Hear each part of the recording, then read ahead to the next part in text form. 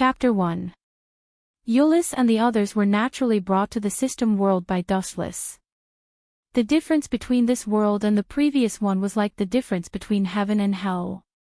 The endless towering mountains extended into the distance without an end, as if they extended to the end of the world.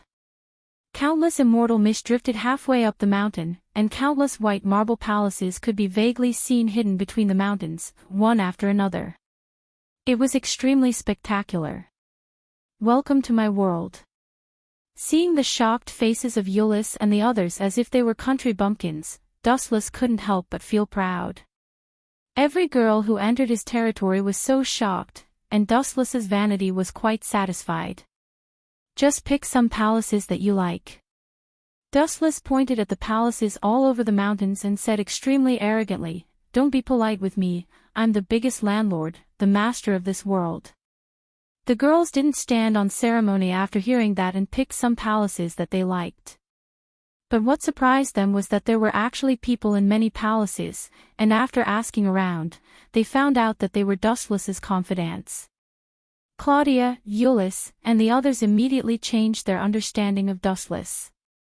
Previously, they didn't think that this guy had the nature of a pervert, at least he had some bottom line, but after seeing those confidants, they could almost form a company. He's simply a human trafficker. Ulysses and the others complained angrily, but this group of women had deep feelings for Dustless. They loved each other and didn't have any conflicts, otherwise, they would have already made a scene. Dustless stayed in the system world for a few days during this period and tried to create a human with Claudia. Of course, there was a large group of people, and after a few days and nights, he had to leave in a sorry state. Otherwise, he would really be squeezed dry. Even if he was a 10-tailed beast with unlimited physical strength and energy, he couldn't handle a bunch of tigresses. In the blue sky, lazy white clouds floated around. Looking at the sky was exceptionally clear. Damn it, why do I always transmigrate to such a damn place? Dustless looked at the unfamiliar students around him and smiled bitterly. This scene seemed familiar. The last time he had transmigrated, he had also landed in an unfamiliar school. Please wait a moment. Just as Dustless was in a dilemma, a very gentle voice suddenly sounded. Dustless subconsciously looked over and saw a handsome and sunny boy looking at him gently. "Are you a new student?" "Hello, I'm Ebonyhue." The handsome boy introduced himself politely. Dustless narrowed his eyes. "Ebonshine. Isn't that the fallen knight? Don't tell me this is." Dustless's eyes lit up as he instantly understood where he was.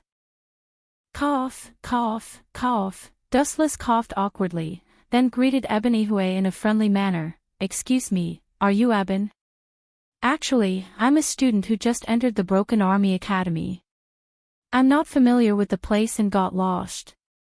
Dustless decisively chose to bluff. Grumble, grumble, at the same time, his stomach grumbled. Dustless blushed slightly and said, "I just arrived and don't know where the cafeteria is, so, why don't you bring me there?" Ebonyhue looked at Dustless suspiciously. For some reason, he felt that this person was a little strange. If he was a student of the Broken Army Academy, why didn't he have a uniform? Thinking of this, Ebonyhue's heart immediately became alert.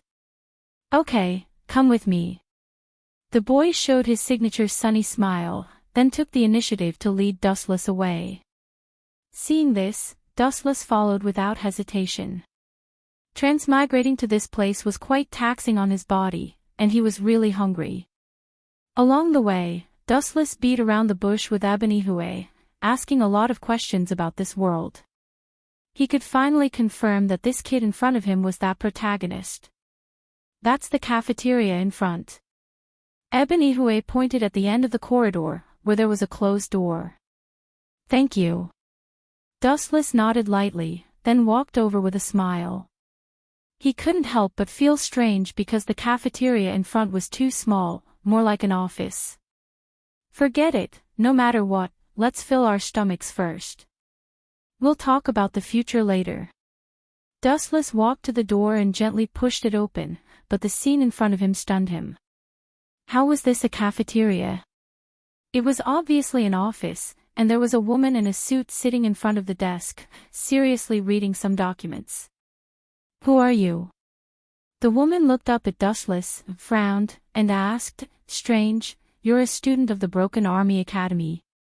Why haven't I seen you before? What's your name? Dustless was speechless. He looked at the woman in front of him and had some impression of her. After thinking for a while, he immediately understood that he had been tricked. Cafeteria, what the F***ck? This woman in front of him was called Shingongji Haino, and this was obviously the chairman's office. Chairman, I felt that this guy was a little suspicious, so I brought him here. Ebony Hue suddenly walked in and pointed at Dustless. Where's the basic trust between people? F***ck, we didn't have any grievances in the past, and we didn't have any grudges recently. I just wanted to make a living, and you actually tricked me like this. Dustless felt like countless crows were flying over his head. He suppressed his anger and wanted to beat someone up, and looked at Ebony Hue with a fake smile. Boy, well done. Just you wait, this is definitely not over. Chapter 2. Even if you don't have IS, I won't go easy on you.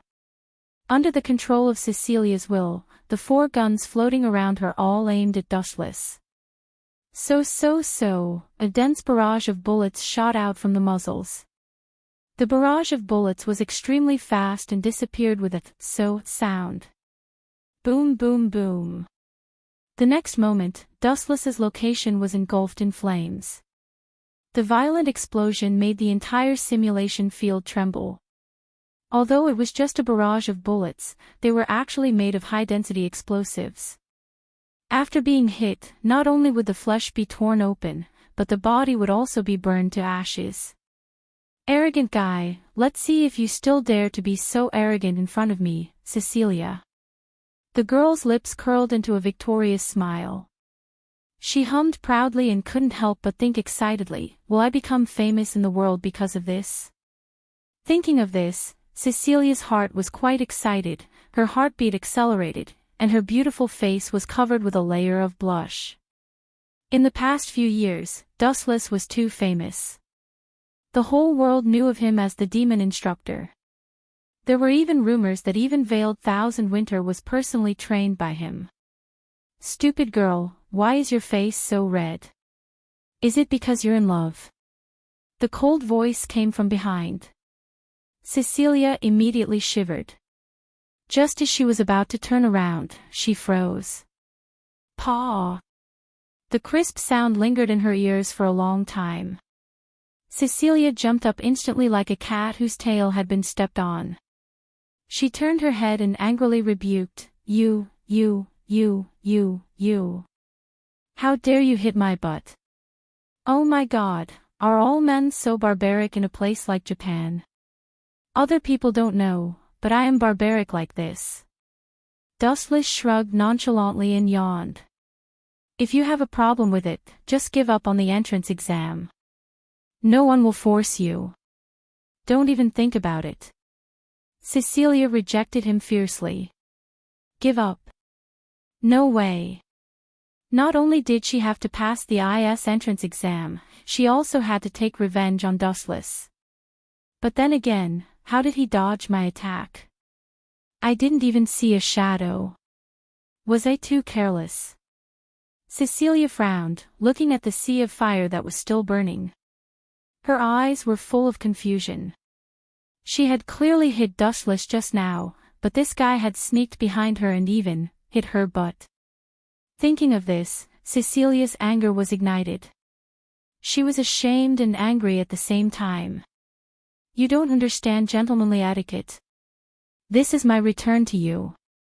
The 4 cannons floating around Cecilia spread out and aimed at Dustless from different directions. Bang bang bang, with the previous humiliation, Cecilia was now like a barrel of gunpowder, firing with all her might. At this moment, she was also holding a gun that was nearly 2 meters long, and all the bullets were aimed at Dustless. Boom boom boom, the place where Dustless was standing was once again engulfed in boundless flames. A huge black crater was blasted into the ground, and he disappeared along with it. *T, don't tell me he's dead. Realizing that Dustless was nowhere to be found, Cecilia's face turned pale. Defeating an instructor and killing an instructor were two completely different problems. Idiot, this kind of spark is still miles away from burning me. The ghostly voice sounded behind her again. Remembering what happened before, Cecilia immediately covered her butt. Slap! The moment she turned her head, another crisp slap landed. Cecilia immediately felt a burning pain in her cleavage. Shameless, shameless, shameless. Asshole, I'm going to file a complaint against you. Cecilia was so angry that tears kept rolling down her face. He hit her but before, and now her breasts. What kind of instructor was this? He was a hooligan that escaped from prison. File a complaint against me. Hearing this, Dustless curled his lips in disdain and said with disdain, I'm the boss of this school. You want to file a complaint against me? Believe it or not, I'll expel you right now and make sure you can't step into IS Academy for the rest of your life. You brought this upon yourself. Who told you to call me a male yiksha? Dustless's attitude was extremely unfriendly as he added, I'm just a narrow-minded person. But, although this chick is young, she's developed quite well. Thinking of the touch of the chest just now, Wu Chen's calm heart had a ripple. One of his hands almost couldn't catch it. Okay. Cecilia resisted the urge to vomit blood and said okay 3 times in a row. It was obvious that she was truly enraged. As a noble of Ing Kingdom, when had she ever been humiliated like this? Let's see how you're going to ambush me this time. As she spoke, Cecilia gently flew up and gradually flew into the sky. She was about 20 to 30 meters above the ground. Looking down at the tiny black dot on the ground, Cecilia's smile was like a flower. How can you defeat me without IS? No, don't even talk about defeating me. Can you even touch me? Although a bit arrogant, you're very smart.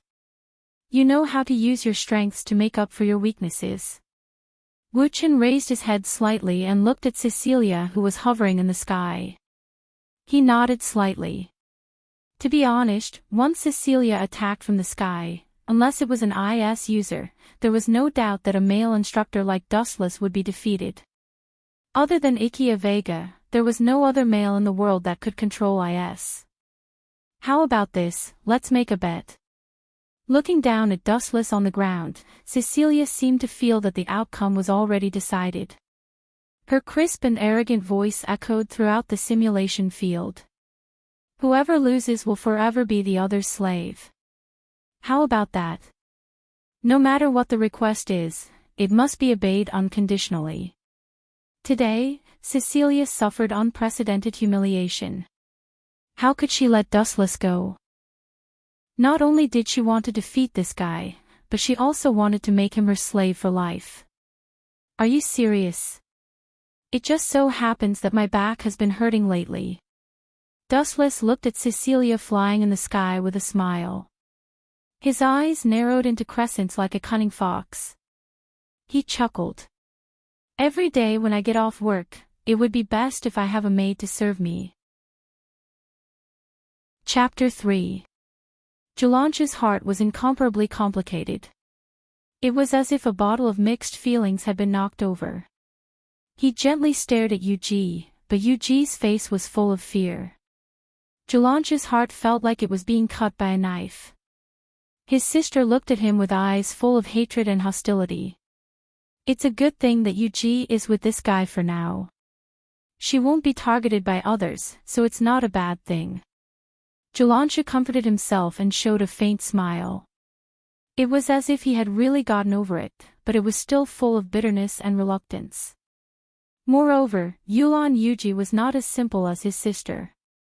In the vampire family, intermarriage between siblings was common, especially in the family of pure-blooded vampires. This kind of thing was not strange. Watching his fiancée being hugged by someone else while he could do nothing, Yulan Shu felt like he had eaten a fly.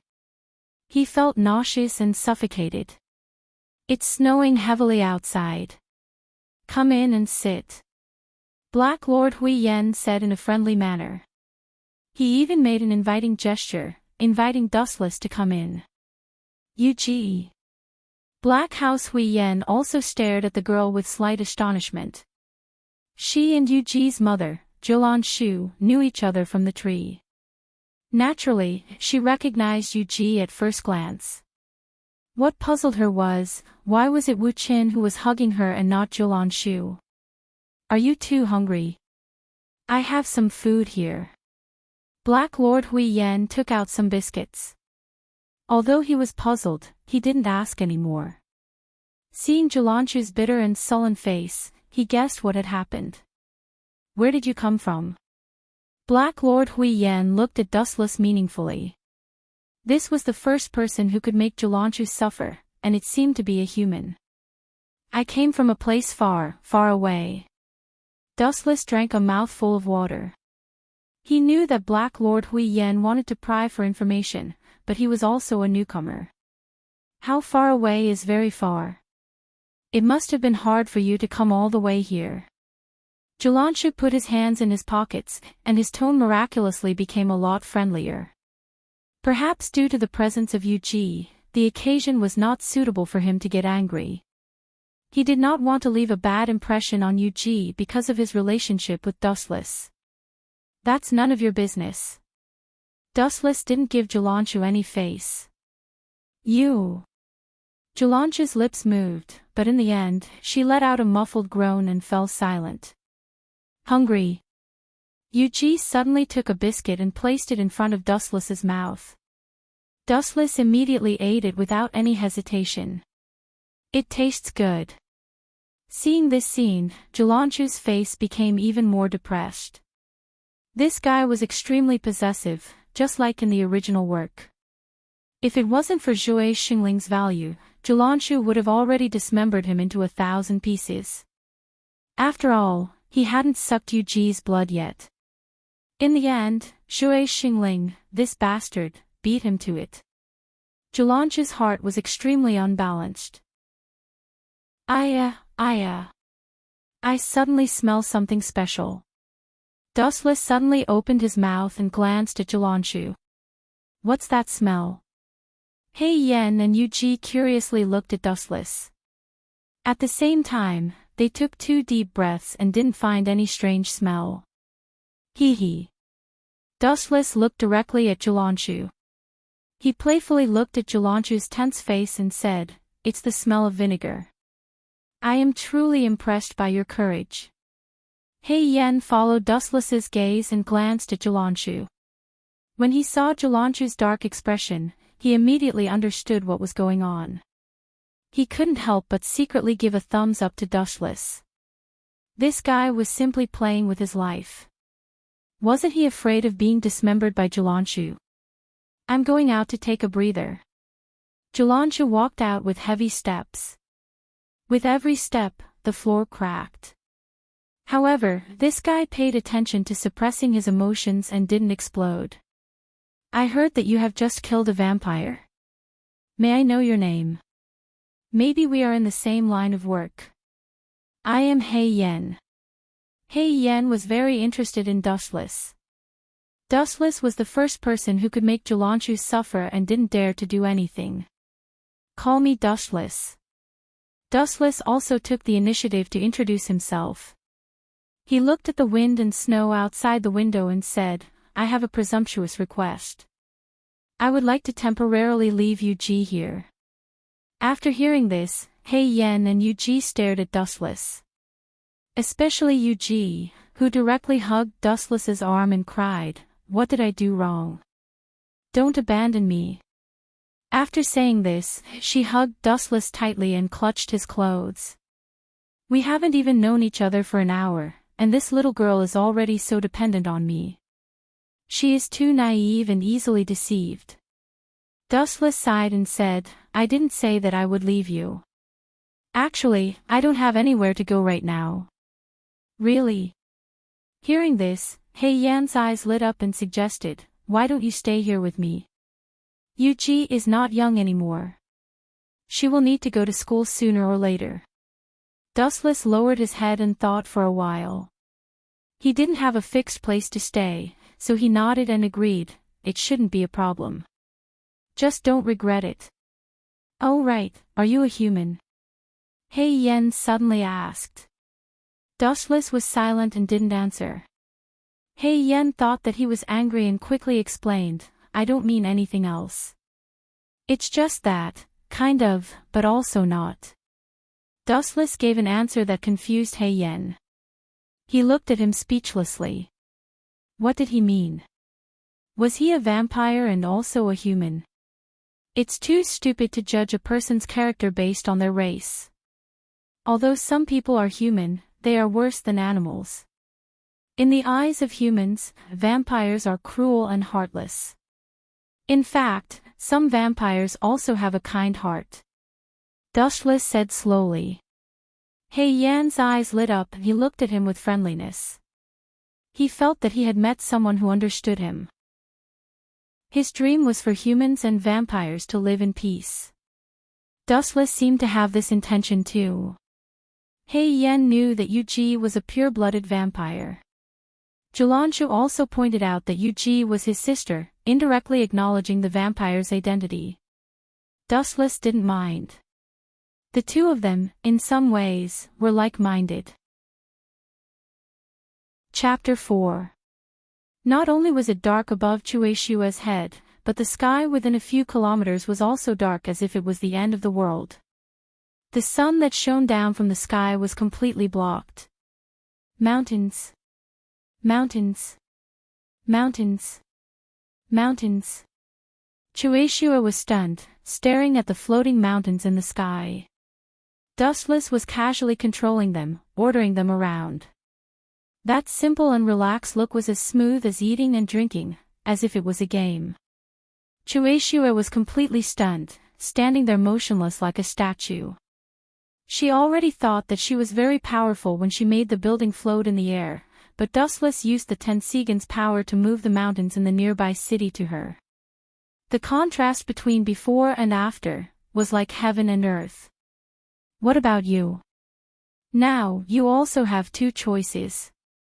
Dustless said slowly, you gave me two choices just now, and now I will also give you two choices. First, from now on, pledge allegiance to me and be my servant. Second, just like what you said just now, I will be a little harsh and make you disappear from this planet. Dustless's words were like a cold storm, blowing Chueishua's body, causing her to tremble. No, I am a hero of the Hero Association, how can I pledge allegiance to a nobody like you? Chueishua gritted her teeth, looking unwilling, she continued to struggle, and, killing me won't do you any good, my sister is, Trembling Tornado, the second most powerful S-class hero, if you kill me, she will definitely hunt you down all over the world.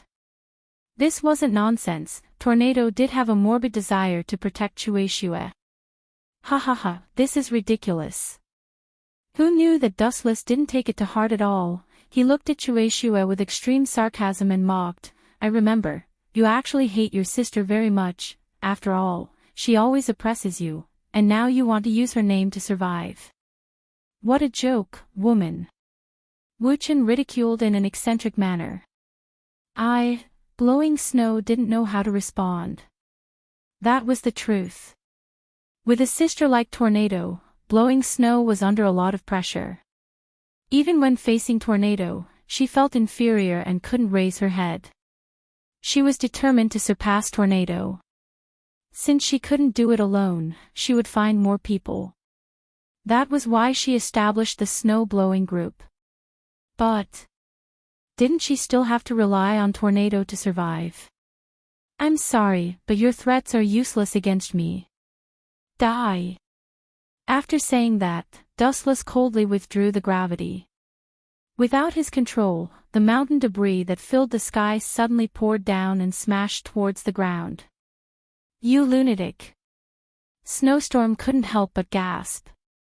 Was this bastard not afraid of being torn apart by the tornado?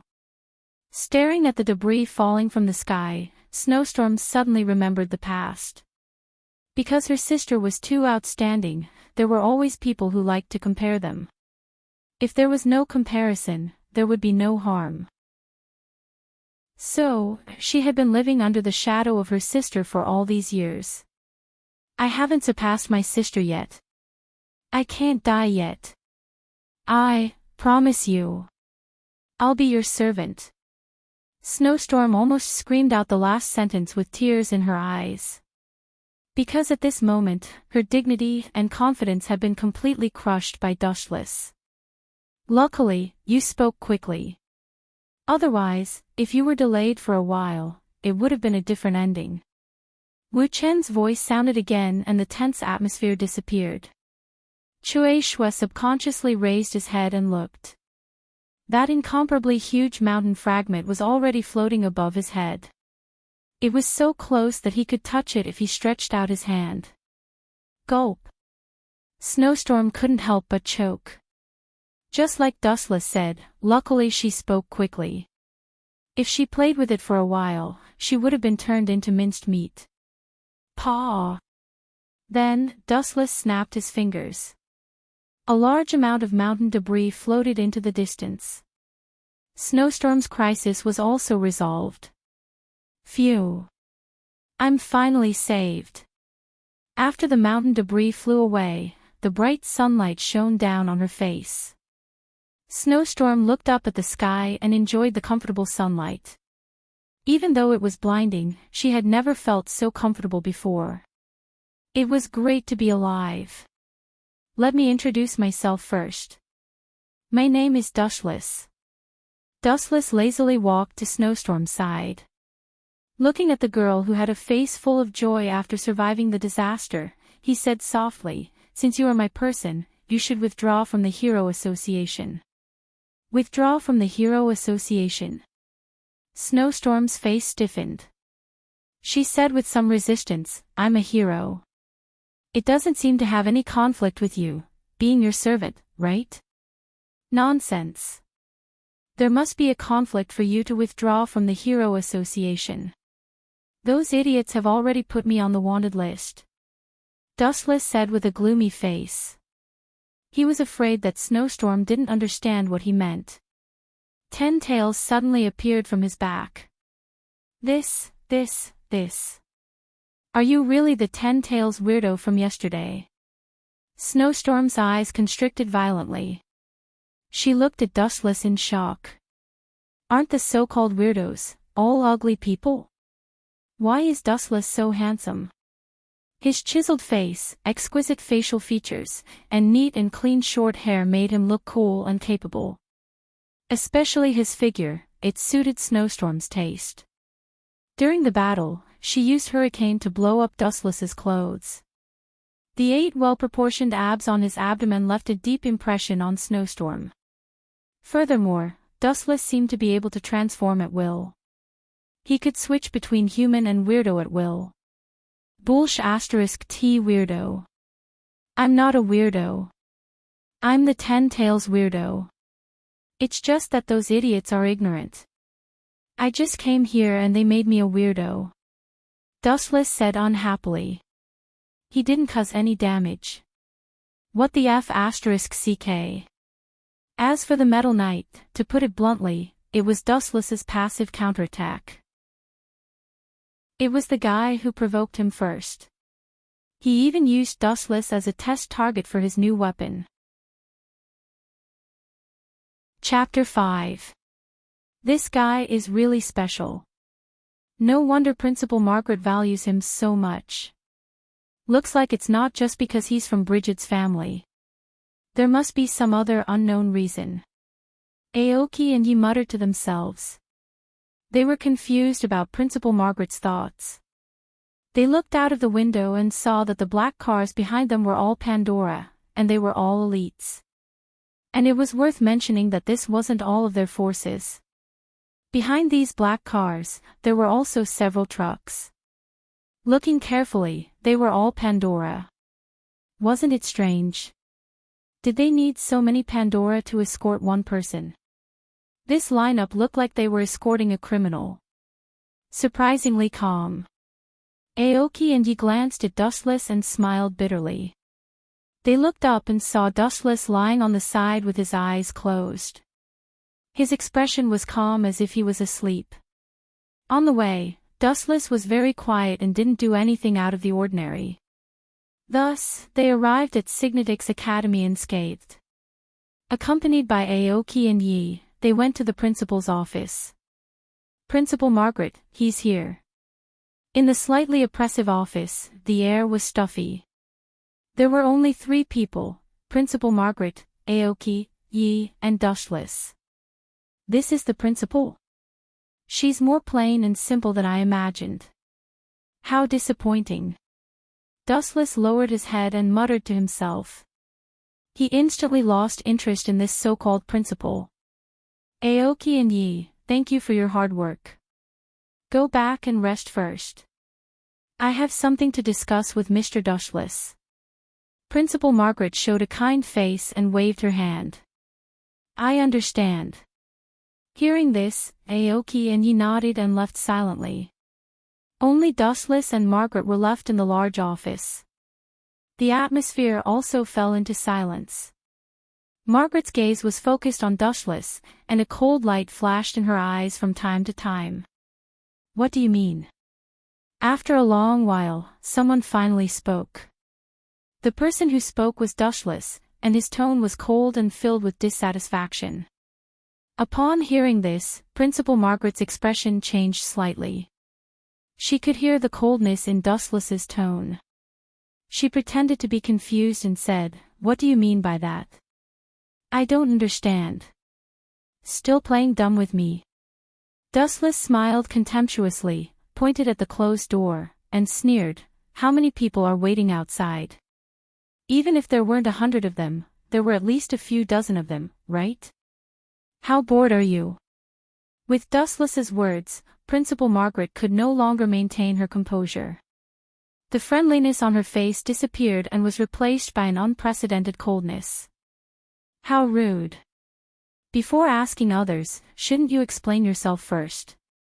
Since they had already shed all pretense of cordiality, Principal Margaret no longer hid anything and said bluntly, "You've been in Bridget's family for 3 days. Find out what happened yourself."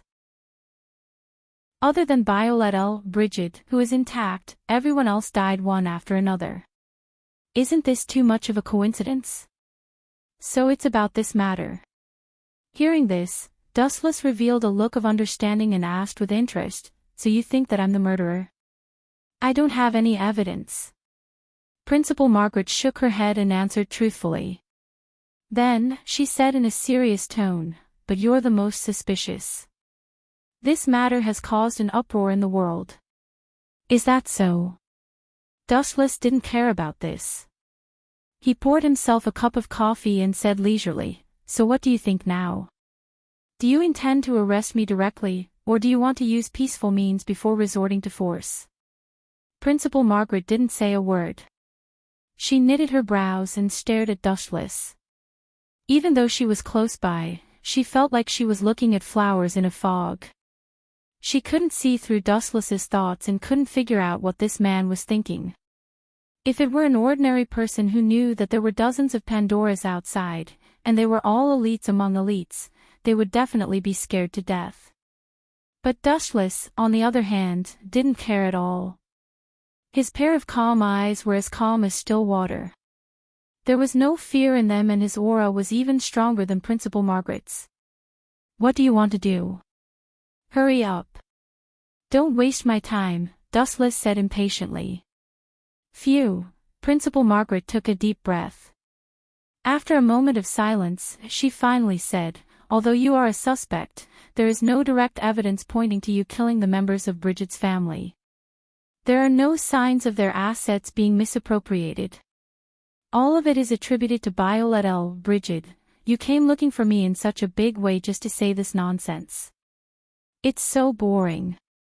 I really feel bad for the dozens of Pandoras standing guard outside, Dustless said casually. He didn't take the so-called dean seriously at all. This bastard. Hearing this, Principal Margaret's mouth twitched and her expression kept changing. This brat was too arrogant. He didn't take her seriously at all and spoke so casually. It felt like she was talking to a passerby. However, it's good that you came to this school. We also need to investigate you. Margaret stared at Dustless and didn't hide anything. Whatever. Dustless shrugged calmly without changing his expression. Not to mention that they couldn't find anything. Even if they did, what could they do? Count on the group of Pandoras to catch Dustless. Stop joking. They were not in the same dimension. Even the legendary Pandoras could only look up to him. What other requests do you have? If not, then according to Miss Violet L. Bridget's letter, you will be our school's teacher from now on. Chapter 6.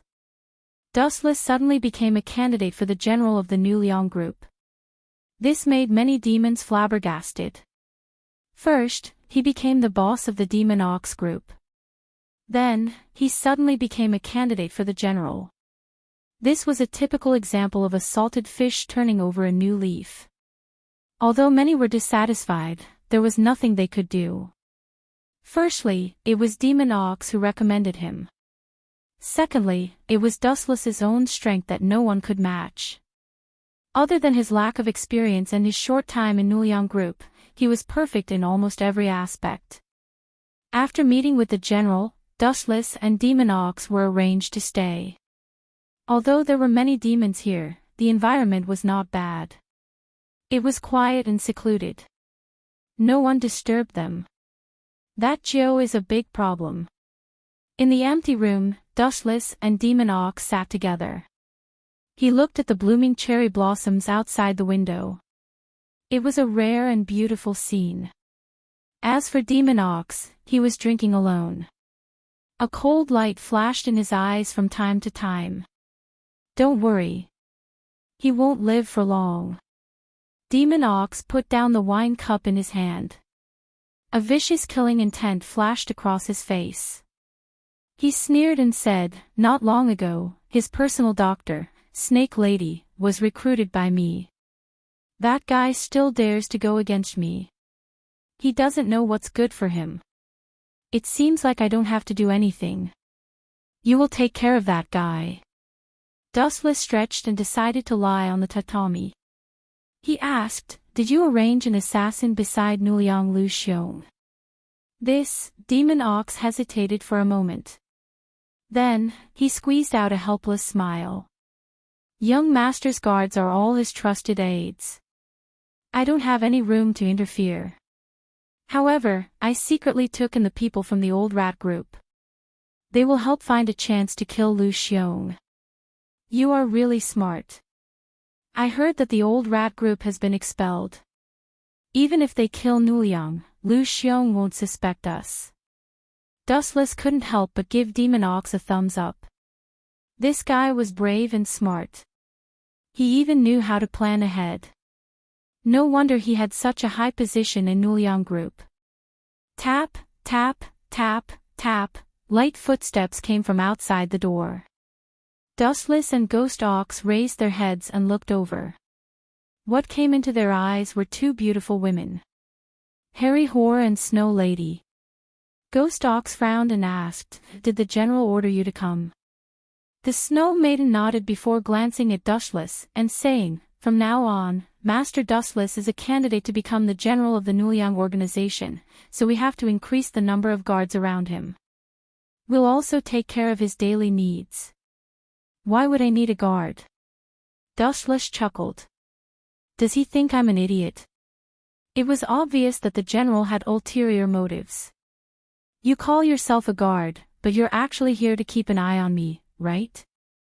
Ghost Ox felt disdain in his heart. He looked at Hormao and Snow Lady and said expressionlessly, "Both of you can go back. Lord Dustless doesn't need any guards. If he must, then it doesn't matter. Just stay here." Dustless interrupted Bull Spirit. Even if he declined, it would be useless. The general would probably send someone else to be his bodyguard. Both of you can go back first. Help me thank the general. Come back at night. I have something to discuss with Ghost Ox now. Dustless waved his hand. The Snow Maiden and Hormao looked at each other before leaving respectfully. These two chicks are really talented in acting. Seeing how respectful the two of them were, Dustless was speechless. When he met the general previously, the Snow Maiden wanted to freeze him. These two are on the general's side. It's dangerous to keep them around. Ghost Ox frowned and reminded him. The Snow Maiden and Hormao were loyal to the general and Nuliang Lu Xiong. Of course I know. But what's the use of rejecting them? That old man will play other tricks next time. Seriously, the general is already a few hundred years old. How can an old man like him be so playful? Dustless admired the cherry blossoms dancing in the sky as he complained, at least there are two women. If there were two demons, that would be terrible. You can go now.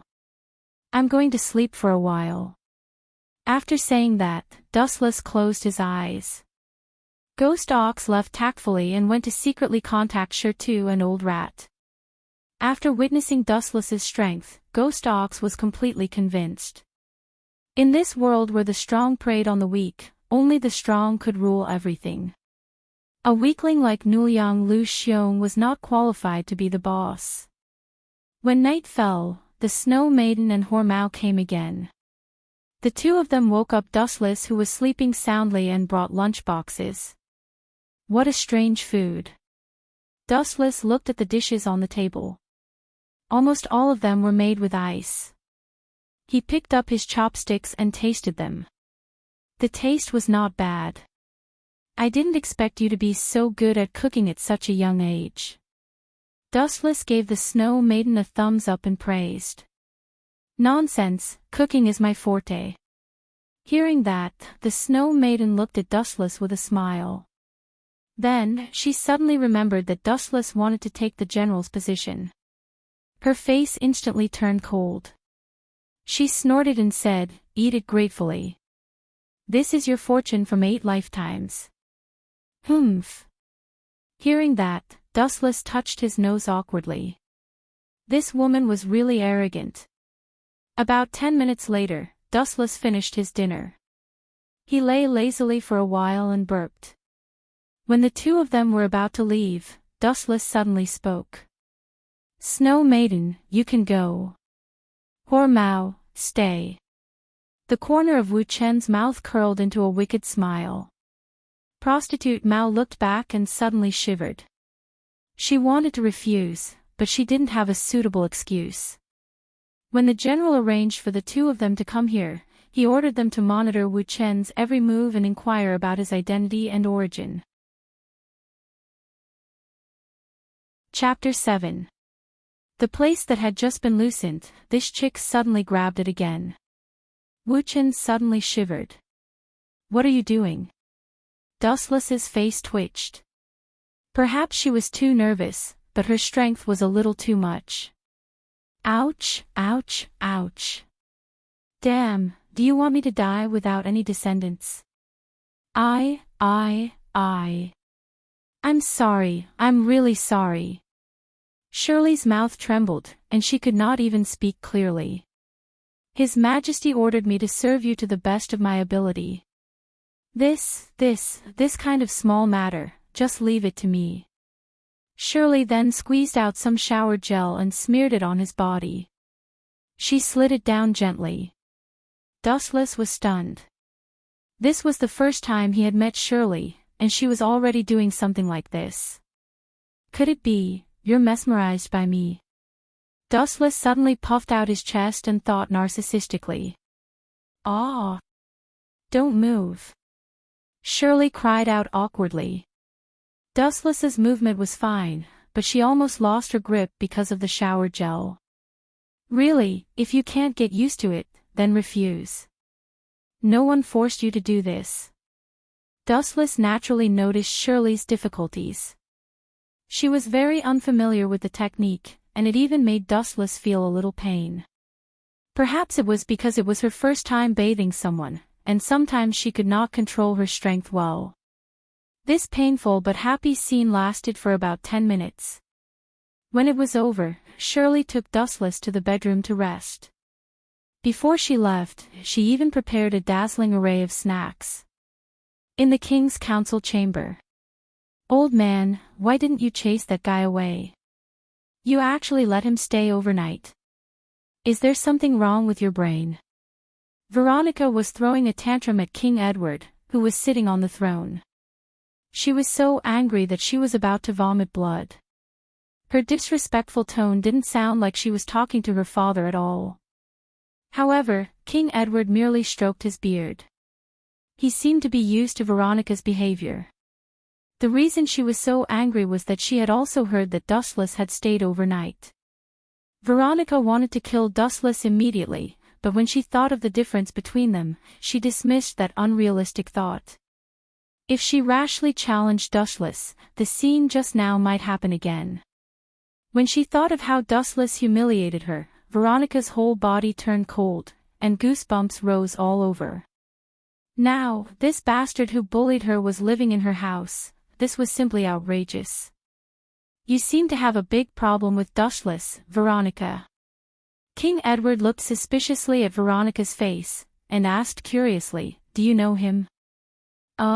Veronica was slightly startled, and then she gave a disdainful glance. "Who knows that kind of guy? Whenever I see him. No, I feel bad when I hear his name." "But you do, Edwards. You, as the saying goes, no one knows a daughter better than a father, and no one knew Veronica better than him." "Those who offended me are all dead," Veronica said coldly. "I'm just worried that Dustless will harm Sylvia." Veronica snorted coldly. Then, her tone became gentle. Whenever Sylvia was mentioned, Veronica would dote on her with infinite tenderness. "That's true." Hearing Veronica's explanation, King Edward's doubts were relieved. Yes, those who dared to provoke his eldest daughter were all dead. If they were enemies, they would have died long ago. In fact, what King Edward did not know was that Dustless was not Veronica's enemy, but her nemesis. "Although I don't know where Dustless came from, I can be sure that he will not harm Sylvia." "Absolutely not." King Edward's tone was very serious and very certain. "Why?" Veronica was stunned for a moment. Her father had only met Wu Qin today. Where did he get the confidence to be so certain? Think about it. If he wants to harm Sylvia, is there a need to bring her back? No, there is no need to kill her. Just throw her deep into the mountains and let her live on her own, King Edward explained. So, the possibility of Dustless harming Sylvia is completely non-existent. Keeping him here is actually because of his strength. King Edward's eyes shone. The two empires at the border of the kingdom have wild ambitions against us. The benefits of having a strong military force are self-evident. I heard from Sylvia that Dustless is very strong. He can even fly without a dragon. And most importantly, King Edward exhaled and looked at Veronica excitedly. "This is what Sylvia told me. Dustless and the Dragon Mother seem to be very close. The Dragon Mother even has a favor to ask of Dustless. I plan to ask him to help you." Veronica had the potential to be a dragon breeder, but sadly, when she was baptized, the Dragon Mother despised the girl's fierce eyes and felt that she was not suitable to be a dragon breeder. "So that's how it is." Veronica's eyes lit up. She was obviously moved, and her heart raced. But on second thought. What, asking her to ask that big pervert for help? No, no way. Veronica waved her hand and left in anger. What dragon breeder, what dragon knight, they are all bullsh*t. I, Veronica, am not weak even without Parker. Asking Veronica to ask Dustless for help was more painful than killing her. Chapter 8. Elise bowed again and again, showing her sincerity.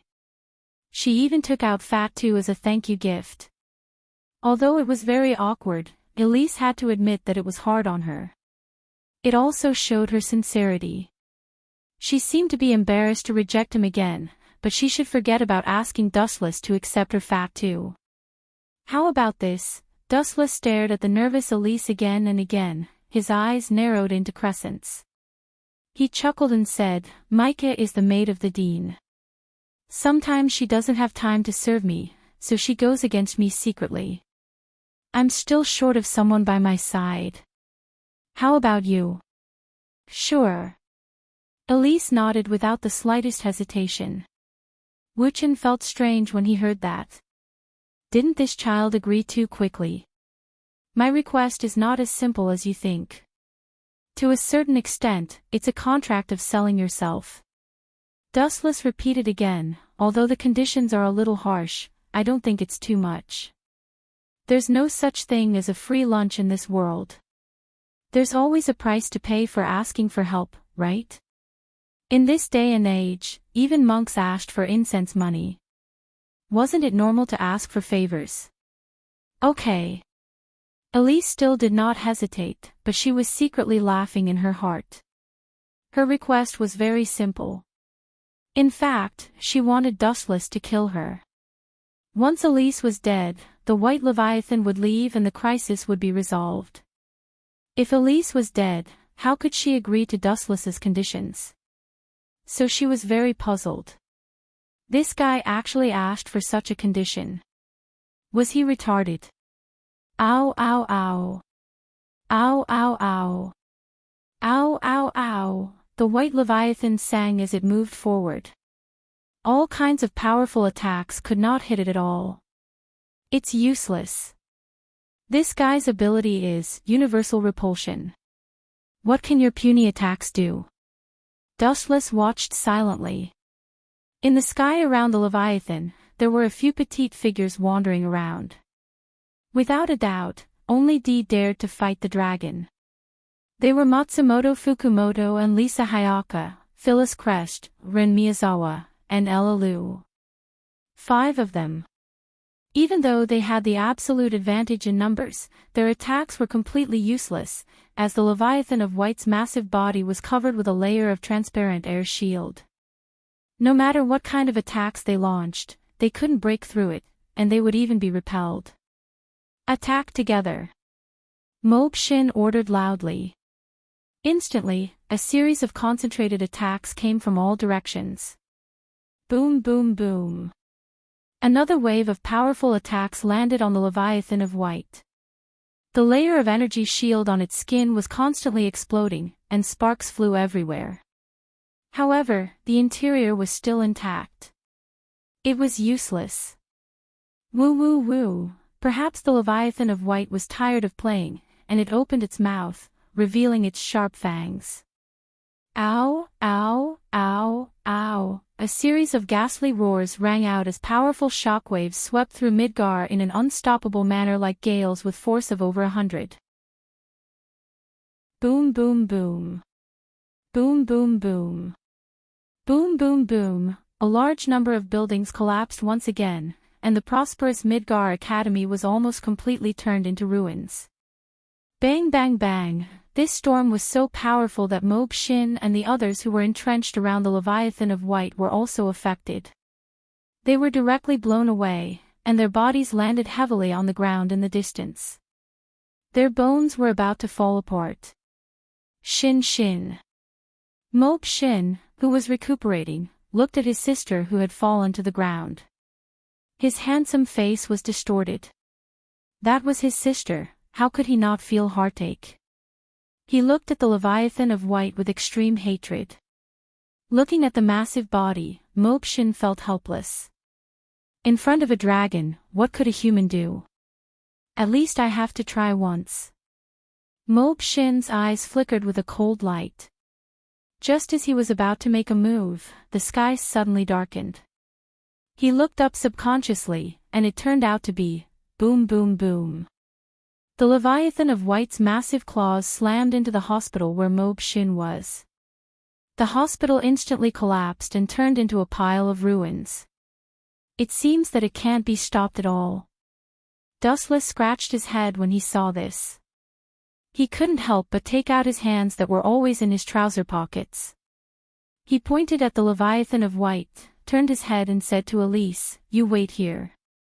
I'll go and say hello to that kid." That kid. Elise looked in the direction where Dustless's finger was pointing. It was the huge body of the Leviathan of White. Her pretty face suddenly darkened, and she reprimanded, "Please stop this kind of joke." "Don't." Elise discovered miserably that before she could finish her sentence, Wu Chen had disappeared mysteriously. Only his words were left in the vast and mighty heaven and earth. "Don't forget the promise from before. Once you get rid of that kid, you will be my servant." Elise wanted to cry but had no tears. She only asked Dustless to kill her. Why would there be so much trouble? Damn it. Is there really no way to stop it?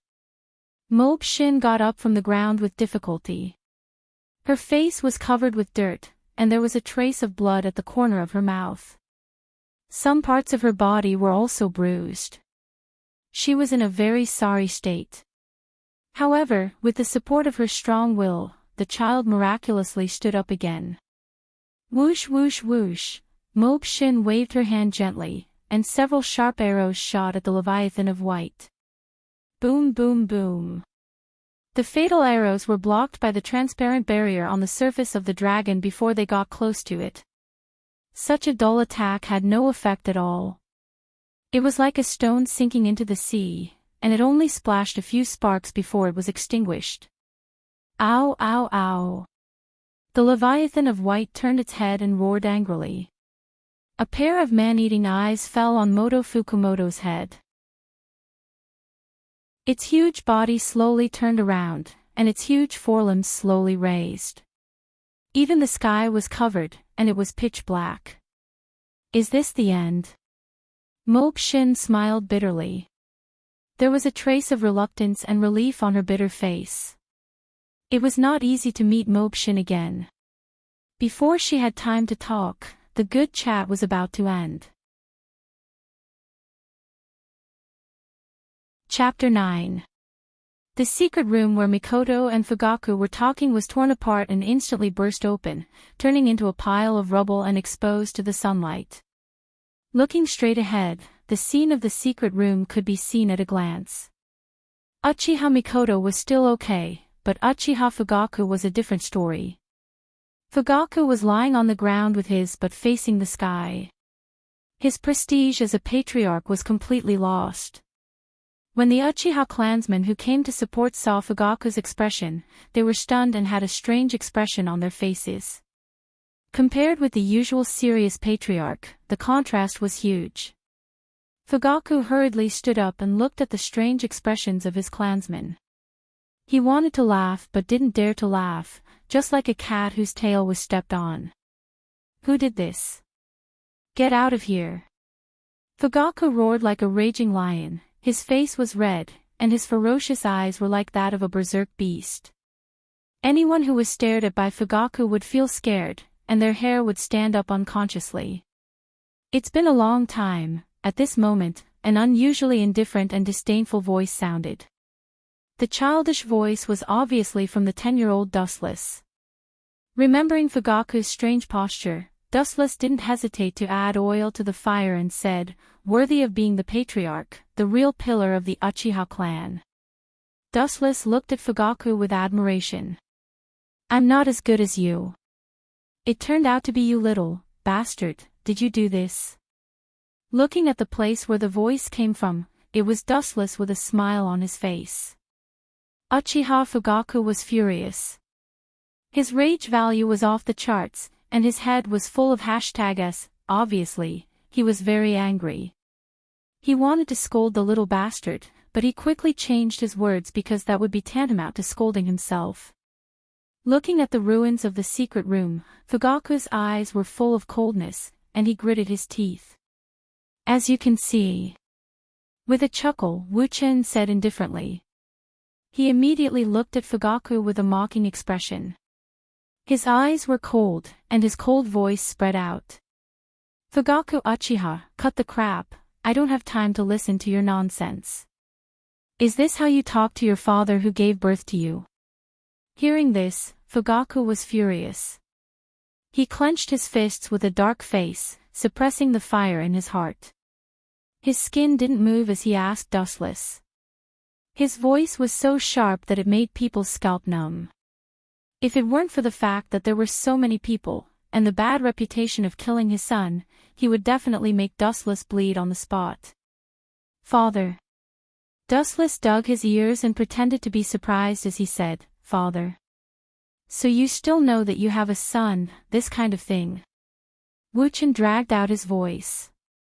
Everyone understood the sarcasm in his words. You. Fugaku's face was pale, he looked gloomily at Dustless, he took a deep breath and said, I'm too lazy to talk nonsense with you. After a month, you will participate in the Third World War as a ninja of the Uchiha clan. Fugaku waved his hand with a look of annoyance, as if he could see the tragic death of Dustless in the future. Fugaku grinned. Don't hate us, there is nothing we can do. The corner of her mouth slightly squirmed, and Mikoto sobbed silently. Obviously she still loved Dustless very much. Dustless's face was as usual, and he glanced at Mikoto. His dark eyes were locked on Fugaku, and he didn't waver. He already expected this, the relationship between the Uchiha clan and Konoha's higher-ups is well known.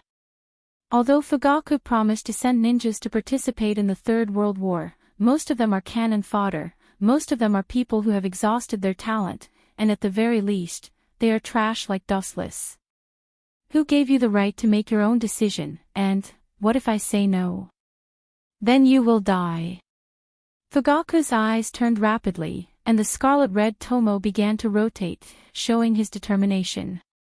The cold and chilling murderous aura swept through everyone present like a hurricane, and the scene was silent and extremely depressing. The Uchiha clan members had different expressions, but most of them were like this.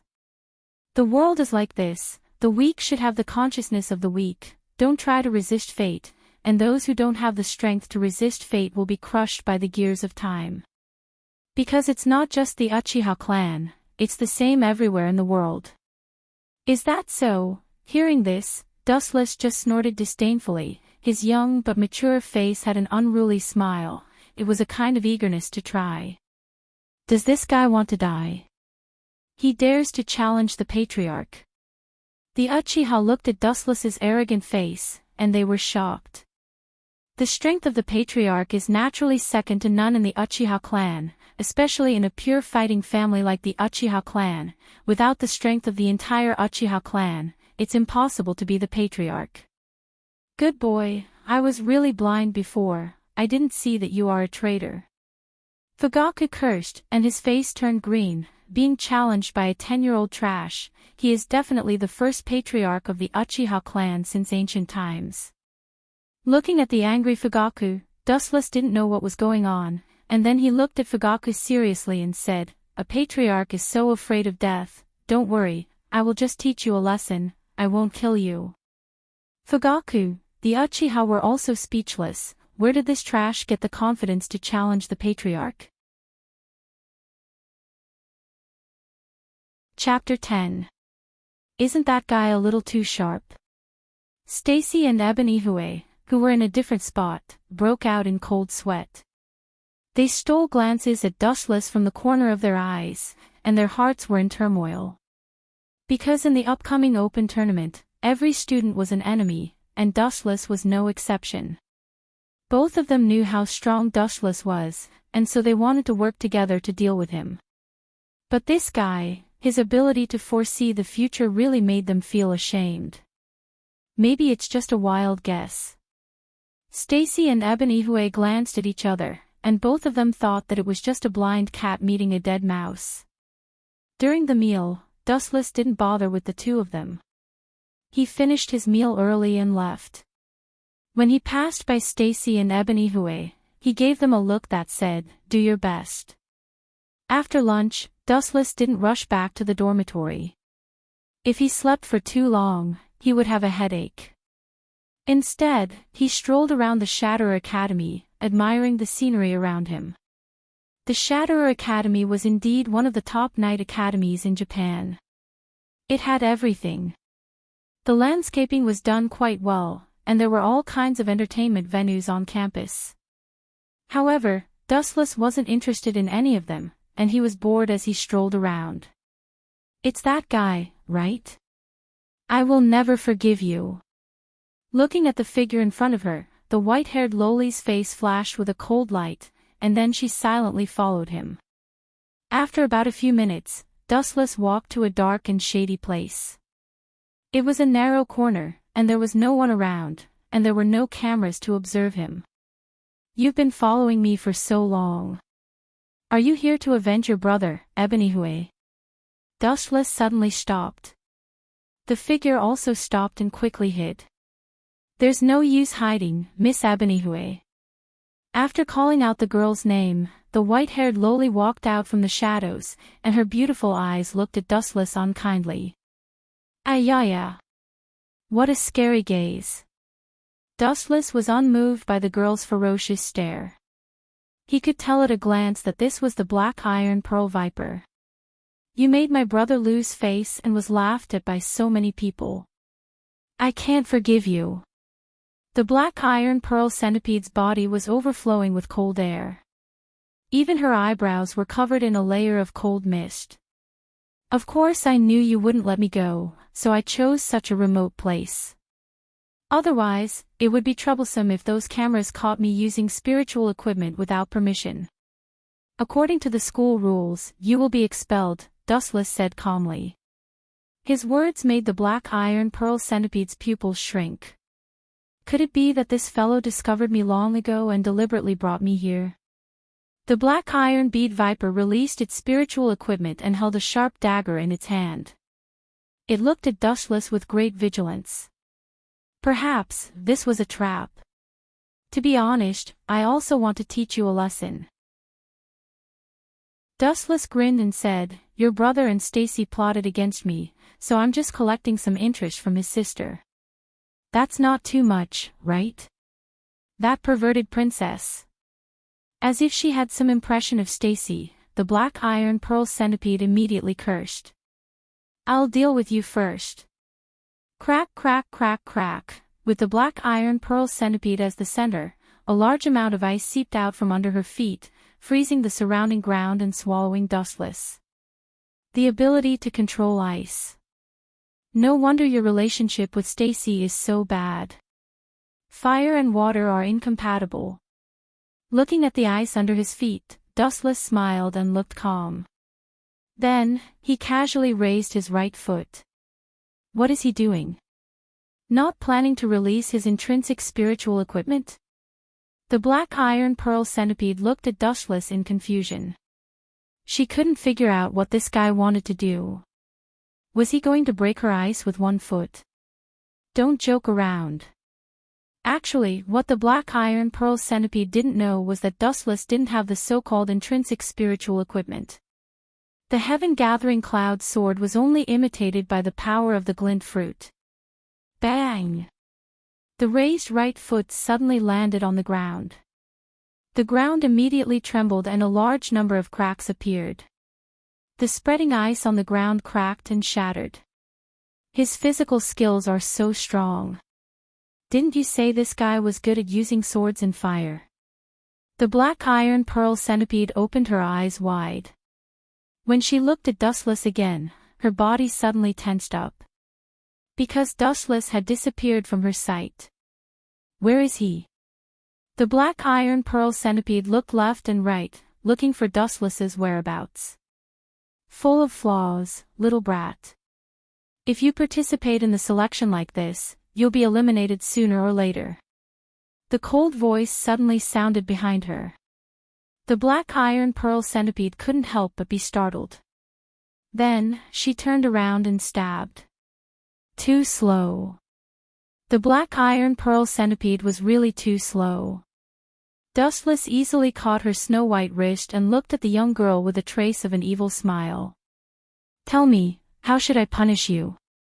You better not mess around." The black iron pearl centipede was so scared that her face turned pale. She quickly thought of something and said, "My father is Eben Yen, you know who he is, right? If you offend me, you'll die." Eben Yen, the head of the International Magician Knight Alliance's Japanese branch, the head of the Eben family, Eben Ihue and Eben Juji's father. His position was high and even the chairman had to give him some face. But unfortunately, Dustless had always been the kind of person who feared nothing. There was no way to threaten him. "If you're scared, then let go." Seeing Dustless hesitate, the black iron pearl centipede smiled. But in the next second, her face turned green. Wu-chan lifted the girl's skirt, revealing her snow-white perky buttocks and fair skin. He couldn't help but stare blankly. "You're so young, yet you're wearing black fat too. What a heavy taste. No wonder you're a brother complex." Then, Dustless raised his hand and mercilessly slapped her. "Paw, paw, paw." The burning pain attacked the black iron pearl centipede's mind. She gasped for breath and was about to faint. This guy dared to hit her, but in broad daylight. Chapter 11. 3 days later, Dustless and Snowblast had arrived in another city. This city was often attacked by monsters, so many apartments and buildings were empty. Dustless and Snowblast chose an uninhabited villa as their base of operations. "Lord Dustless, there's news from the Hero Association." Dustless was lazily sprawled on the sofa watching television. Snowblast suddenly walked over with a look of anger and grumbled, "Those bunch of ungrateful bastards. They rejected it, right?" Dustless guessed the answer when he saw Snowblast's enraged look. Dustless got Tornado to inform the Hero Association to cancel the bounty on the 10-tailed dragon-ranked monster. They had just called Snowblast, so it was likely that they had rejected it. Those bunch of bastards are really tired of living. Even Sister is no match for Lord Dustless. What right do they have to say no to Lord Dustless? Snowblast said indignantly. This was a world where strength reigned supreme. The strong could dominate everything as they wished, but the Hero Association appeared to be unconvinced. Ha! In this world, there are some things that cannot be resolved with pure strength. Dustless smiled nonchalantly. He was rather relaxed. Regarding the bounty on the 10-tailed dragon-ranked monster, he would cancel it if he could. If he could not, he did not care. At most, I'll beat up any hero I see in the future. I'll beat them until they are afraid. That bunch of people will also be obedient. Immediately following that, Dustless's face suffused a cold arc. By the way, immediately following that, Dustless suddenly changed the topic. He stared at Snowblast and asked, "How's the training I assigned you going?" "I've already begun implementing it, but..." Snowblast's face suffused a troubled look as she grumbled, "Lord Dustless, aren't you being too harsh? You don't know how to treat a girl well. You're making a girl run 40 kilometers with weights, do 500 push-ups a day, and do all sorts of extreme exercises. With all of this added up, I don't even have time to sleep or rest. And most importantly, all of this added up is too torturous. Not to mention ordinary humans, even an A-class hero would not be able to withstand such physical training. Now that you mention it, it does seem a little harsh." Dustless stroked his chin and pondered. "You call this similar?" Chue Shui rolled her eyes in annoyance. After living with him for a few days, she already understood Dustless's temper. Although her master had unparalleled strength and was labeled as a dragon-class monster, the Dustless in his daily life was still the kind of person that was easy to get along with. After spending some time with Dustless, Snowchaser's courage had grown. Sometimes, he would even joke with Dustless. "But Chue Shue, do you know where the strong come from?" Talent is important, but as the saying goes, diligence can make up for stupidity. The so-called strong are actually made up for by taking advantage of other people's leisure time to train themselves like crazy. If you want to become strong, you have to learn how to endure hardships. Dustless educated Snowchaser with a serious look on his face. At this moment, he really looked like a teacher. Only by constantly pushing yourself to the limit can you break through the limit. I understand. Snowchaser nodded, but she didn't really understand. Rumble. A shocking explosion came from a certain direction. Dustless and Snowchaser immediately raised their heads. Dustless was already used to this kind of sudden explosion. It happened almost every day. Sometimes, it happened more than 10 times a day. Needless to say, it was probably some strange person causing trouble again, right? Snowchaser. Dustless's eyes fell on Snowchaser. Snowchaser immediately stood up and said seriously, I understand, Master Dustless. After saying that, Snowchaser walked over and calmly hugged Dustless. Obviously, this was not the first time. Her small hands skillfully locked onto Dustless's body. Then, Dustless's body began to emit a golden light. Dustless instantly turned into a beam of light and disappeared. In the past few days, Dustless had been ordering Snowchaser and all kinds of monsters to fight at high intensity. And now, this temporary target was here again. In the deep pit where the explosion happened, there was a tall monster. Its appearance was very similar to a human's. Its body was covered with strong muscles. The only thing that was quite strange about it was that its skin was blue-black. Furthermore, there were two antenna-like antennae on its forehead. Looking at the huge explosion nearby, it was easy to guess that this monster was not weak. It was the Vaccine Man, who claimed to be the will of the earth.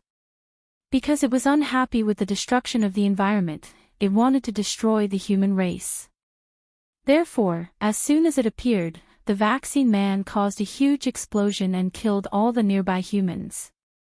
Look at this dirty world, and this dirty air, my God, I can't stand it. All of this is caused by those damned humans.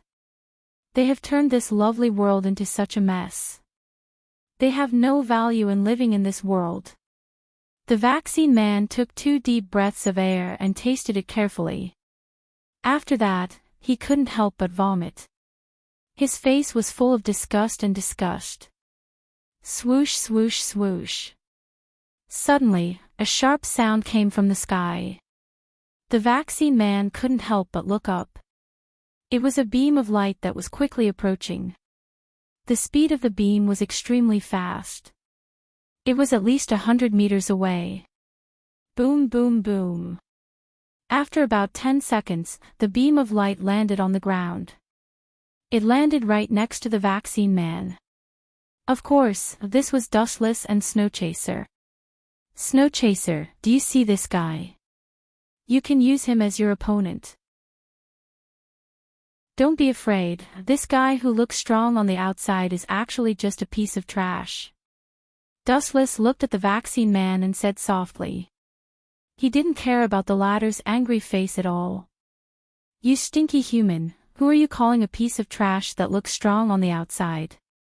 The Vaccine Man roared with a gaze that could devour a person. His voice was hoarse as if he had shouted himself hoarse. Chapter 12. Is this girl's body made of water? It's so sensitive. Dustless laughed strangely and leaned close to Veronica's ear. After blowing a mouthful of hot air, he said, Do you want to play some fun games? Fun games. She didn't know why, but after hearing these words, Veronica immediately remembered the time when she was hung up and spanked by Dustless. She lost all the faith she had accumulated in her life. You dead pervert, go play by yourself. Without thinking, Veronica refused. Iron Blood Valkyrie, you're nothing but a coward. Wu Chen muttered. Veronica's heart twitched when she heard that. She had to calm herself down. She only hoped that this jinx would leave quickly. But as the saying goes, good things don't come true. Veronica didn't want to see this happen. Your father's place is not bad. Tomorrow you go and tell him that I plan to live here for 10 days or half a month. Dustless said while holding his head. Bang! No, get out of here. Veronica flew into a rage and directly smashed the shower gel bottle.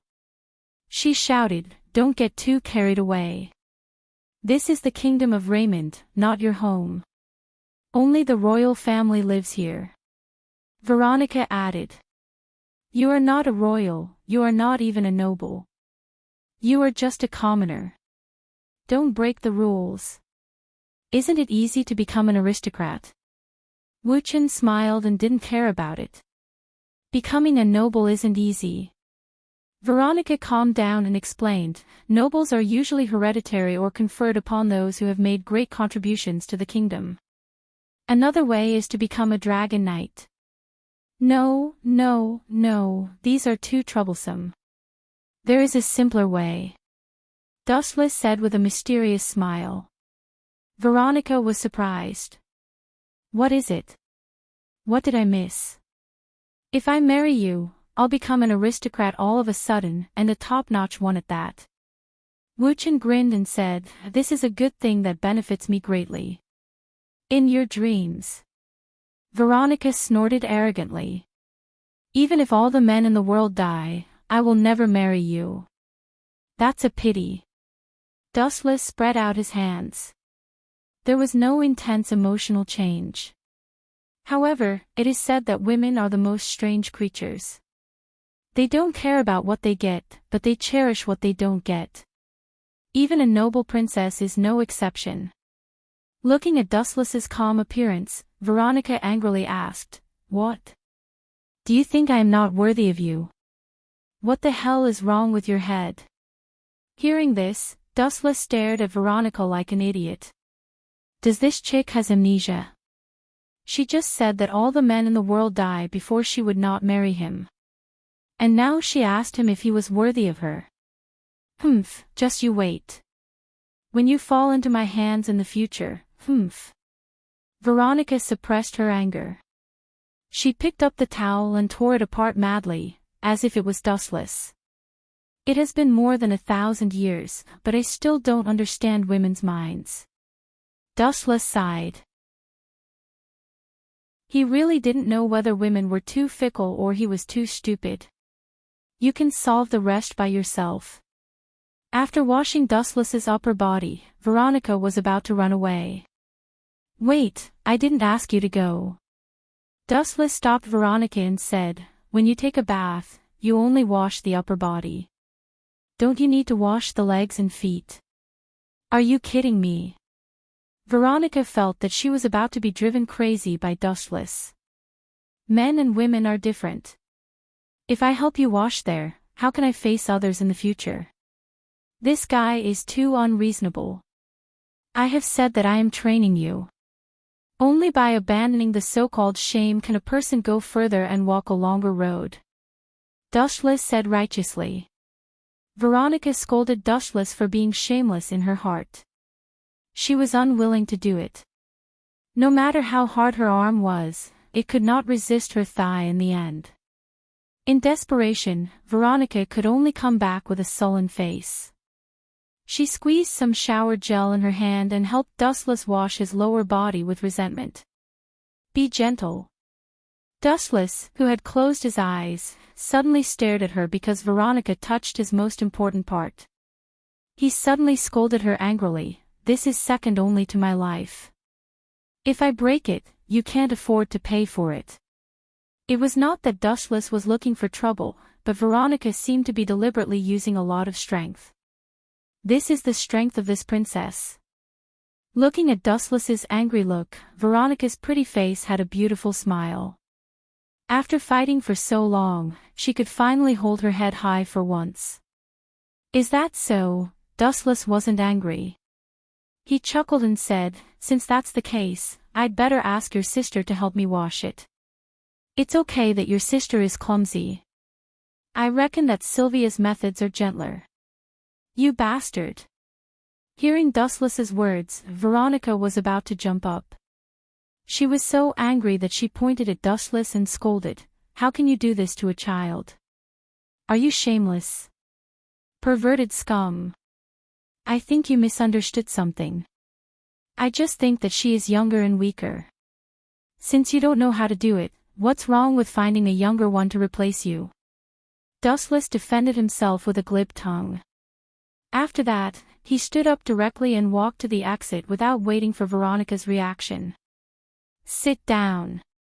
Thinking that Wu Chen was serious, Veronica roared, "I'll just be a little gentler. I'm good at this kind of thing." When she said these words, Veronica's heart was bleeding. This shameless guy was too difficult to deal with. She was completely fooled by him. Chapter 13. I know I'm handsome, but I still feel embarrassed when you stare at me like that. Dustless deliberately made a bashful appearance, but Weaver Thousand Winters seemed to be made of iron. She didn't care at all. Her eyes were still fixed on the cheeks that were close at hand. She knew that her carelessness could lead to Summer of Weaving's crushing defeat. "You're the ones who tricked me first, so I won't hold back anymore." Wu Chen looked at Yi Xia with a dim light in his eyes. His eyes blinked slightly. Bang! There was a muffled explosion, and Uchiha, who was flying in the air, was sent flying. It was as if he had been hit by something, and his body fell to the ground. Good chance. Cecilia was stunned for a moment, then opened fire. Countless bullets rained down from the void, all of them aimed at Summer of the Vega. What was that just now? I'm not sure. Was it a mechanical failure? It's possible. Didn't I tell you before that Summer of Weaving's white style is a defective product? The spectating students were puzzled. They couldn't figure out why Summer of Weaving was suddenly sent flying. Most of them thought that it was a mechanical failure. Empress Weaver naturally noticed this as well.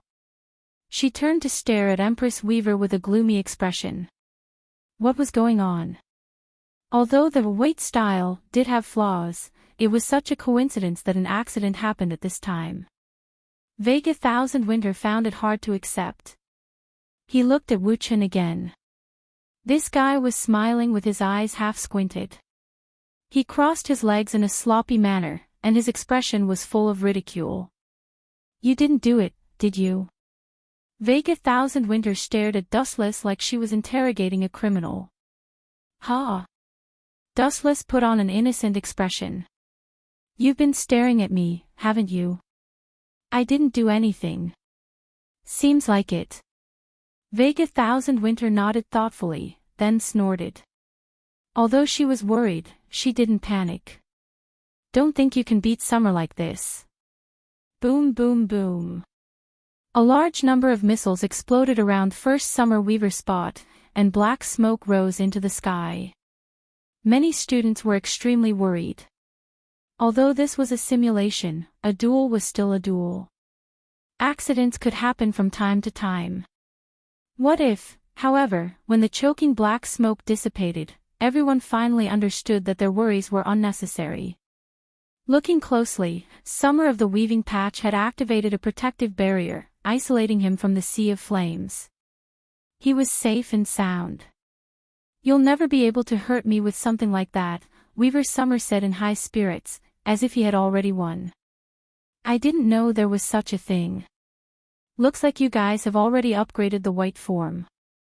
You were just waiting for me to fall into your trap. Dustless glanced at Vega Thousand Winter out of the corner of his eye. No wonder she was so calm earlier. But, Dustless's eyes silently blinked again, and the sturdy barrier immediately began to emit cracking sounds. Why is this happening? Summer Spotted Weaver was dumbfounded. He stared blankly at the shattered barrier in front of him. One crack after another was clearly visible. Impossible. That kind of attack couldn't have broken the white form's defense. Vega Thousand Winter stood up, agitated. Her beautiful eyes widened, almost falling out of their sockets. She couldn't hide her shock. Ha ha. Facts speak louder than words. If you agree to a bet, you must accept your loss, little Thousand Winter. Dustless smiled wretchedly. A loss is a loss. Don't deny it. Oh, and don't forget your promise. It must have been you. Dustless remained silent. Vega Thousand Winter's cold gaze swept over him. You must have used some kind of trick, she said with great certainty. Catch the thief with the dirt. If there's evidence, I'm willing to admit my guilt. I'm a man of my word. Dustless blinked, then said righteously, if you find evidence of me cheating, do as you please. Boom boom boom.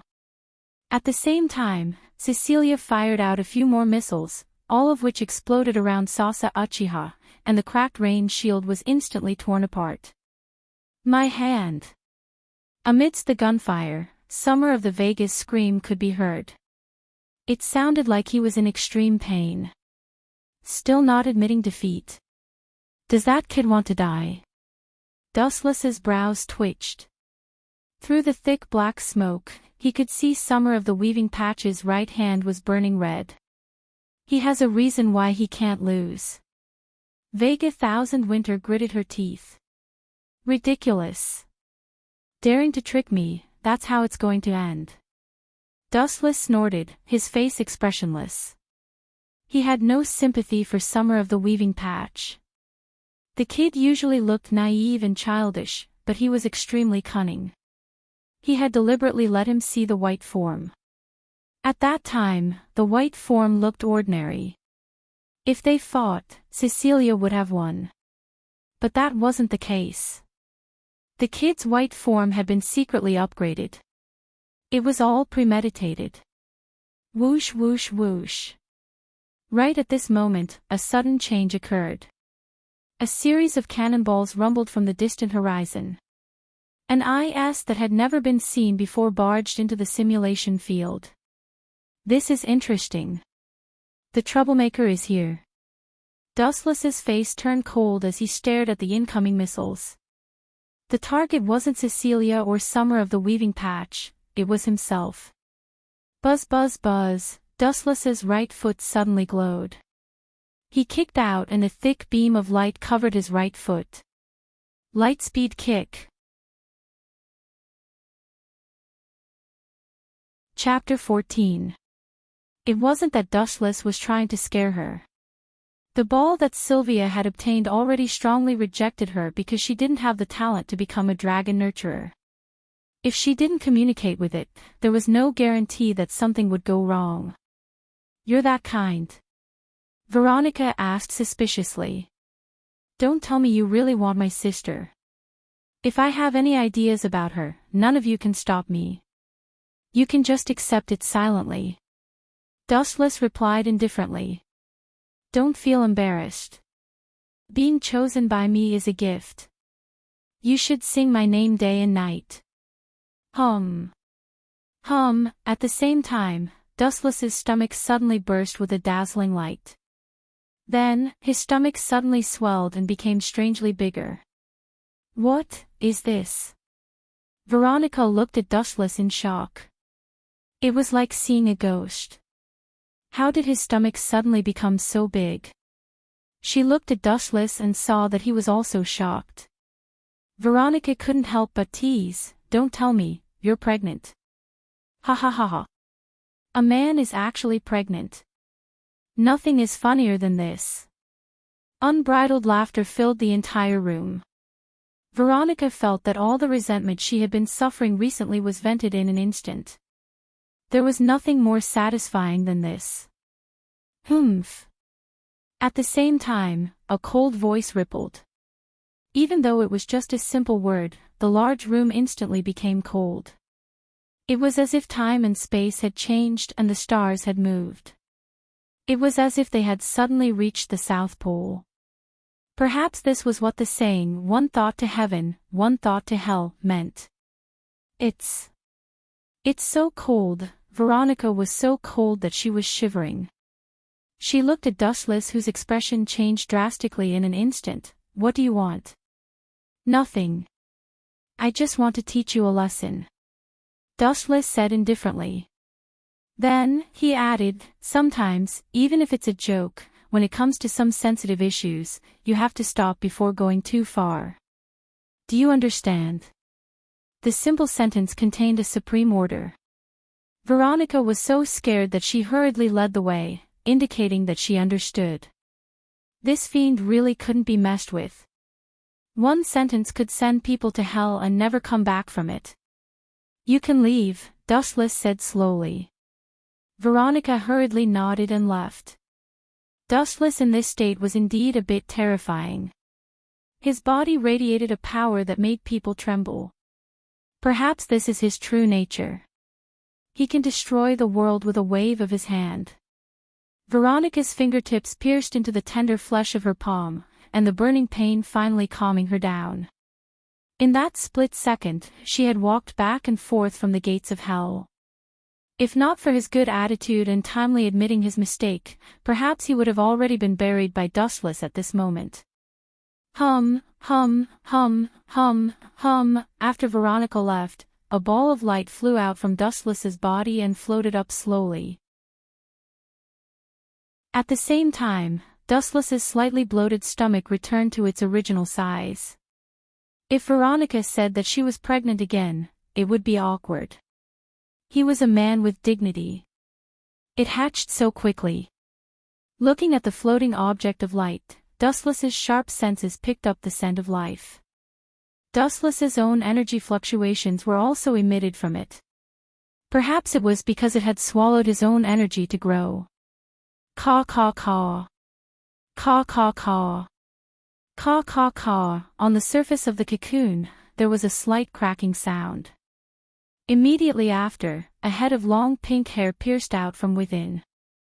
Caw caw caw. The cocoon of light was still trembling, but after dozens of seconds, there was no movement at all.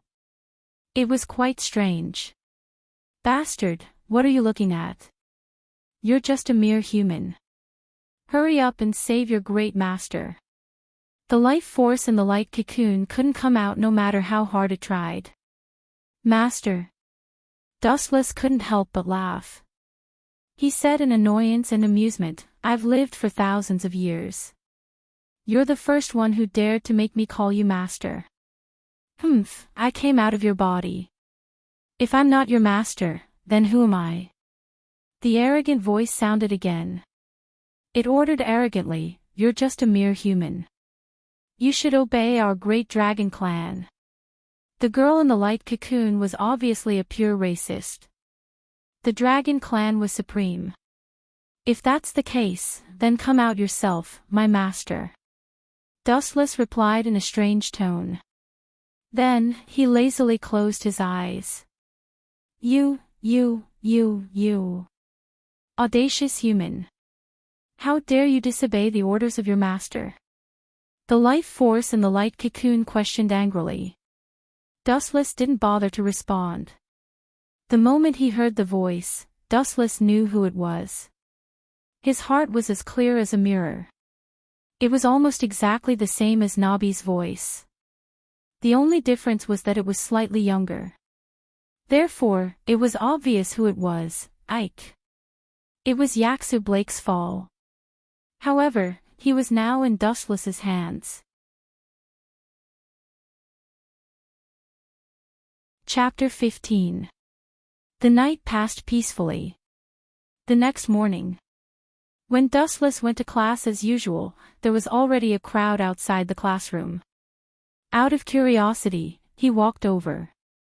After a few steps, he heard a thunderous roar. Kirin, you useless idiot. The ear-piercing roar could be heard from over 100 meters away. Wu Chen's face darkened. He knew it was Dotting Chi Lin's uncle from the voice alone. Calling his own niece an idiot in front of so many people, was this something that an elder could do? Useless trash. What's the point of teaming up with a brat like him? Koichiro spat while Kirin kept her head down. When he heard that Kota Kirin had decided to team up with Shasha Miyazaki for the Star Martial Arts Festival, Kota Kichiro was furious. If Shasha Miyazaki was one of the top 12, it would be fine, but Shasha Miyazaki was not on the list. Therefore, in his opinion, this was a stupid move. You incompetent little brat. Enraged, Koichiro raised his hand and looked at Kota Kirin as if she was his enemy. She closed her eyes in fear. You've got guts. An extremely cold voice came from the crowd. When it reached Koichiro's ears, he felt as if he was being stared at by the god of death. He immediately shuddered. Looking back, Kata Koichiro immediately saw Wu Qin. He snorted and said, I'm teaching my niece a lesson. What does that have to do with you? Your niece. Dustless sneered. Isn't it more appropriate to call her a prop? Kirin looked at Koichiro after hearing Dustless's words. Koichiro's face twitched. He didn't dare look at Kota Kirin in the eye. His gaze was erratic, giving off the feeling that he was guilty. Kirin, let's go. Kata Koichiro coldly snorted and turned to leave. But, Kirin, are you deaf? Kata Koichiro turned his head and saw the young lady standing there motionlessly. He immediately reprimanded, or do you want me to invite you? Hurry up and disappear before I get angry. Otherwise, I might throw you out. Dustless suddenly interrupted. Koichiro shuddered. He was sure that this bastard would do as he said. Don't you like to meddle in other people's business too much? Kata Koichiro's old face was so gloomy that water was about to drip out. Yeah, can you bite me? Dustless smiled and asked. Hearing this, Kota Koichiro was so angry that his face flushed red. The blood in his lungs rolled, and he almost spat out a mouthful of blood. Since he couldn't beat them, what could Kata Koichiro do? Helplessly, he could only leave in a huff. There are some things that you need to judge based on your own subjective will. You don't have to pursue success. You just need to have a clear conscience and make sure that you won't regret it in the future. Wu Qin rubbed doubting Qi Lin's head and said slowly, go to class. Thank you. Kirin looked at Dustless gratefully. Otherwise, she would have slapped him again. It's nothing. Dustless smiled. He didn't care too much. A weak person like him wouldn't dare to take revenge even if he was given 100 guts. In a laboratory of the Alicante Research Institute, two young girls frowned as they stared at the scene on the screen, showing a cautious expression at the same time. Inesta, where did this new teacher come from? I've never heard of him before. Where did Claudia Enfield find such a strong person? A young girl with healthy wheat-colored skin and shoulder-length blonde hair asked. I'm not sure. I've never heard of him either. But that's not important. Camilla, did you notice that the energy that kid is using is very strange? It doesn't seem to be astral energy. The beautiful girl called Inesta's eyes glowed as she muttered, hee hee, interesting, interesting. These two people were Inesta and Camilla from the Alicante Research Institute. Both of them were inextricably linked to the hiring of Silas Norman. Looks like we'll have to adjust our mimicry to guard against this guy. If he participates in the Astral Warrior Festival, we'll lose miserably. Camilla was deep in thought. It's useless. Inesta shook her head. Do you think Aldi and Rimsey alone can beat that guy? Camilla said unhappily. She felt that Inesta was overconfident. That's not what I meant. Look at this data. Inesta suddenly pointed at the screen. A bunch of data appeared there. She explained solemnly, it's not that I don't want to modify it. Even if we take out the perfect material to create the mimicry, we still won't be able to resist that guy's attack. To put it simply, it wasn't that Inesta didn't want to modify it. The tragedy was that no matter how they modified it, it seemed that they couldn't resist the power of dustless void flash. The metal that they used as experimental materials couldn't withstand it at all. The video that was shown on the screen just now was the scene where Dustless used Void Flash to destroy Silas Norman's mechanical puppets. Ladies, Claudia from the Star Guide Academy is here. Someone suddenly reported outside the lab. The two girls rubbed their heads. Although they were sure that the fact that they sent someone to ambush the Star Guide Academy would be exposed sooner or later, it came too quickly. Especially when the target was Claudia, who was difficult to deal with and extremely cunning. P.S. 3,000 flowers plus updates, 3,000 rewards plus updates, 1,000 reviews plus updates, 500 automatic subscriptions plus updates. Chapter 16. You bastard, can't you change your conditions? Yushi and Hu Tao looked at each other. Looking at the pitiful state of you, they had the same opinion that they should never sign the so-called master-servant contract. It was too dangerous. If they had the slightest thought of disobeying Dustless, the curse would be activated. It was a cheat-like ability that could not be avoided. You don't want to sign the contract? That's fine too, but... Buzz buzz buzz. Dustless's fingertips emitted a destructive light as he aimed at Hu Tao's head. If I use this move, your sister's head will have a hole. Do you want to try? Little girl. You're so despicable. Yushi's cheeks twitched as she stared at Dustless furiously. Why didn't this guy have any morals and restraint as a strong person? He threatened her sister without saying anything. He was so shameless. What Dustless? Change his name to Shameless. It sounded more appropriate. I'll sign it. Yushi gritted her teeth and was forced to agree. What about you? Dustless's gaze then fell on Hu Tao's face. He pointed the light at Yushi and threatened with a smile, if you don't sign the contract, I won't make things difficult for you. However, I'll leave a big hole in your sister's beautiful face. The two sisters heard this and cursed in their hearts. This despicable and shameless bastard was too shameless. I promise you. Hu Tao had no choice but to compromise. She had no choice but to lower her head. The two sisters had no choice but to follow Dustless's lead. In the end, with Wanlia's help, Hu Tao and Yushi signed the master-servant contract and became Dustless's servants. From then on, Dustless lived an extremely corrupt life. Time flew by and in the blink of an eye, it was evening. At this moment, Dustless was wearing pajamas and lying lazily on the sofa. His head was resting on Hu Tao's ample cleavage. As for Yushi, she was in charge of massaging his legs. Her technique was perfect as if she had received professional training. Her sister, Hu Tao, was peeling fruits and feeding them to Dustless one by one. The three ladies were so angry that they gritted their teeth, but they could not do anything. Dustless's orders were like the orders of God to them. If they disobeyed even the slightest thought, the evil curse would be activated and they would suffer unspeakable suffering. It seems like we have guests. Wu Chen's squinted eyes suddenly opened and looked out of the window. He clearly felt a strange aura quietly approaching, and the hiding technique was very sophisticated. At first glance, he knew it belonged to the type of powerhouse. Wanlia, go and welcome the guests outside. Remember to be polite to the ladies. Dustless glanced at Wanlia and then leisurely closed his eyes. As for Wanlia, she looked at Dustless suspiciously. Someone was here. She did not notice it at all and then nodded silently. Who is it? Could it be?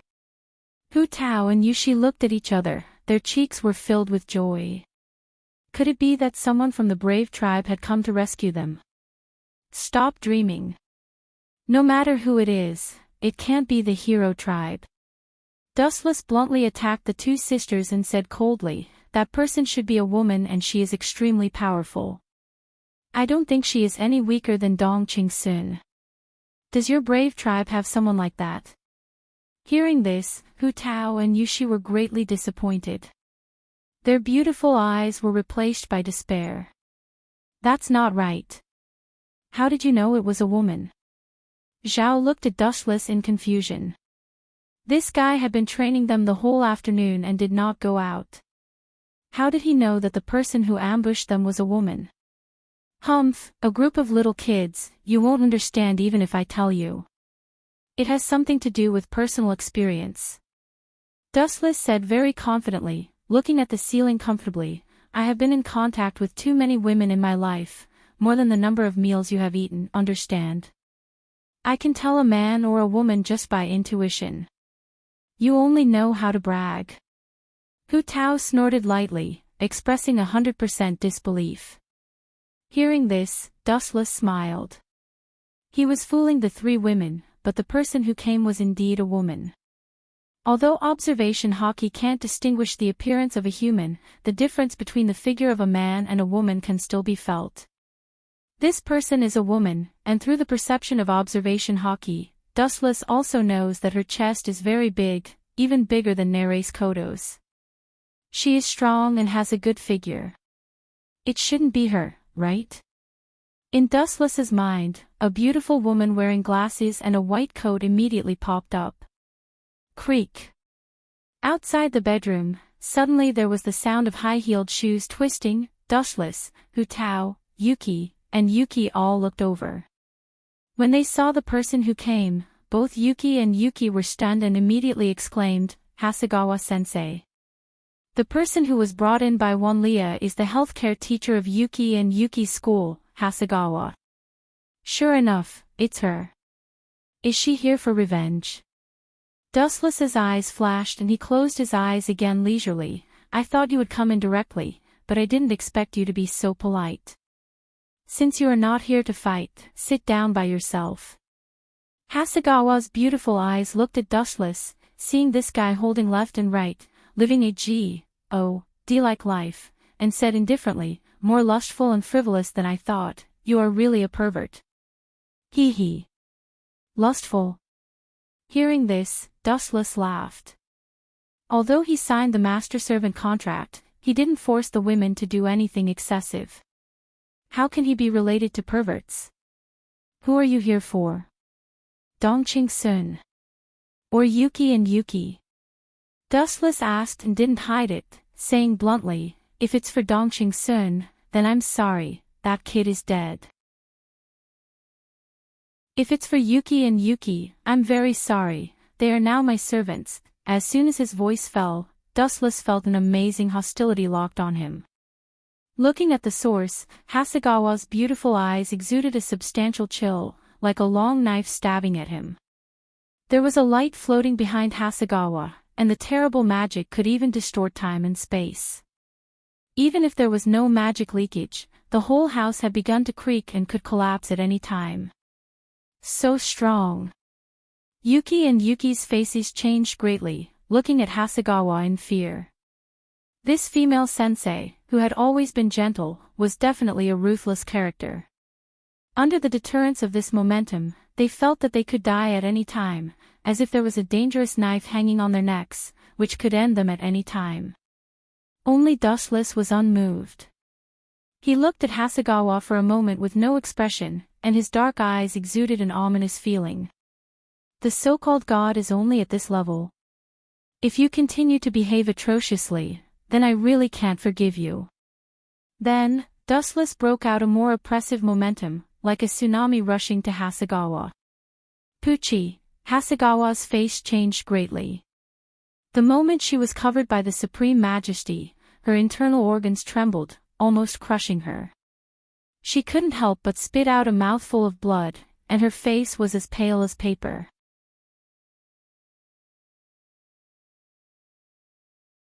Chapter 17. What do you mean? Just say it. Ulysses frowned. She could feel that Dustless was implying something. Since this guy pointed out their weakness, he should be able to come up with a feasible solution. It's very simple. Your usage of Star Force is too simple. It can be expanded. Of course, it's not just you, the whole world is the same. Dustless's words stunned the three girls. Isn't the so-called Star Force used for combat? What's the use of it? Wang, at the same time, a wisp of golden light emerged from Wu Chen's fingertips. It was like liquid gold, and it was swimming around his fingertips. What is this? It doesn't look like Star Force. The three women exclaimed in unison. They looked at Wu Chen with eyes full of flowing lights. This guy was far more amazing than they had imagined. What they saw before was just the tip of the iceberg. This is chakra. Dustless said honestly. He looked at the three girls and slowly explained. Of course, you can also think of it as your own Star Force. Anyway, it has the same effect. Do you know that chakra has many uses? In addition to using ninjutsu, it can also stimulate the body and stimulate the cell activation. Your defense and speed will be greatly improved. The three girls were not stupid. Their eyes suddenly lit up. Dustless, Sensei is saying that Star Force can be used in this way. Among the three of them, the most excited one was Dotting Qilin because she was the most embarrassed one. She didn't have her own Huang family armament and she had to rely on her excellent swordsmanship to win the battle. Her future achievements were pitiful. What Wu Chen said just now was equivalent to pointing out a great path to heaven for her. But can our Star Force really train the body like your chakra? Shasha Miyazaki looked at Dustless suspiciously. She felt that it was strange and unbelievable. Using the power of the stars to activate cells was something that had never been heard of before. It could be considered a fantasy. Of course. Dustless nodded. What he just said was actually the fourth Reikage chakra mode. It wasn't groundless. No matter what kind of energy it is, there are many ways of using it that can be expanded.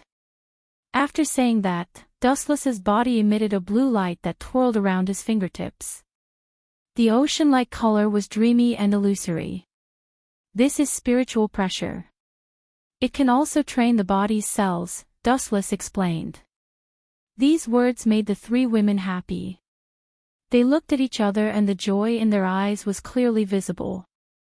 They looked at the person in front of them and felt that he was as unfathomable as the sea. They had to admit that Dustless had opened a brand new door for them. Alright, you guys can go back and figure it out yourselves. That's all I can say. Dustless waved his hand and ordered them to leave. He didn't have anything like star power, so he could only enlighten the three of them. Qilin, stay. Dustless added. Her. Yulis and Shasha Gong Yi had a strange look on their faces. They exchanged glances with each other. Could it be that the two of them had an affair? I want to stay too. Yulis said stubbornly. Dustless rolled his eyes and asked snappily, You're staying? What's the matter? Can't I? Aren't you our teacher? If you want to teach, you should teach us together. Do you want to keep it to yourself? Yulis looked at Dustless with burning eyes. Shasha Gong Yi also nodded lightly, as if she was determined to follow him. You two are really long-winded. Dustless didn't bother with the two and directly said to Kirin, Don't worry about them. Come with me. Dustless promised to teach Kirin personally, so he wouldn't lie to him. I'm sorry, two senpais. Doubting Qilin bowed slightly to the two and then followed Dustless. These two bastards. Yulis stomped her foot angrily. She looked at the two leaving and felt inexplicably unhappy. All this time, Yulis had naively thought that Dustless cared about her. After all, he had saved her time and time again, so she had developed an indescribable dependence on Dustless. But today, she realized that in Dustless's heart, she was just an ordinary student. There was no difference. It was Wu Chen's duty to save Yulis in the past. After all, as her mentor, Wu Chen couldn't just watch as his student was killed. Then, Senpai Dustless, won't the two senpais be angry? Kirin, who was weak and kind, asked worriedly. Angry? You think too much. That kid wanted to kill me before. Dustless shook his head indifferently. There was nothing between them. It was just an ordinary teacher-student relationship. Dustless then said to Kieran, "Show me your swordsmanship. Treat me as an enemy and attack me with all your might." After hearing Dustless's words, Kieran naturally didn't hold back. She unsheathed her tachi and attacked with an extremely tricky swordsmanship. Sky Mist Rindu had quietly left the Star Guide Academy. "Who wants to see me?" "I don't know anyone." Sky Mist Rhinesoul was wearing a thick robe, revealing only his face. His face was filled with endless doubt. He was sitting alone in a quiet coffee shop. He was surrounded by unfamiliar faces, and he didn't recognize any of them. Just yesterday, Sky Mist Rindu suddenly received a letter. There was no signature, only an invitation to meet him. At first, Sky Mist Rindu wanted to refuse, but in the end, the letter said, "If you want to know about your sister, Sky Mist Rindu." Sky Mist Rindu's heart was hooked by this sentence. That was why he sneaked out to meet the letter. "I didn't expect you to be so punctual." A calm voice suddenly resounded in Sky Mist Rindu's ears. This voice was extremely calm, as if it had already expected that Sky Mist Rindu would show up. The voice was very calm and relaxed. P.S. 3,000 flowers plus updates, 3,000 rewards plus updates, 1,000 comments plus updates, 500 automatic subscriptions plus updates. Chapter 18. Ha ha ha. That incestuous woman is finished this time. You won't go easy on her, right? Stacy laughed exaggeratedly while holding her stomach. She rolled around beside Dustless without a care for her image. Of course. Dustless answered with certainty. They were unrelated, so why would he go easy on her? Hee hee.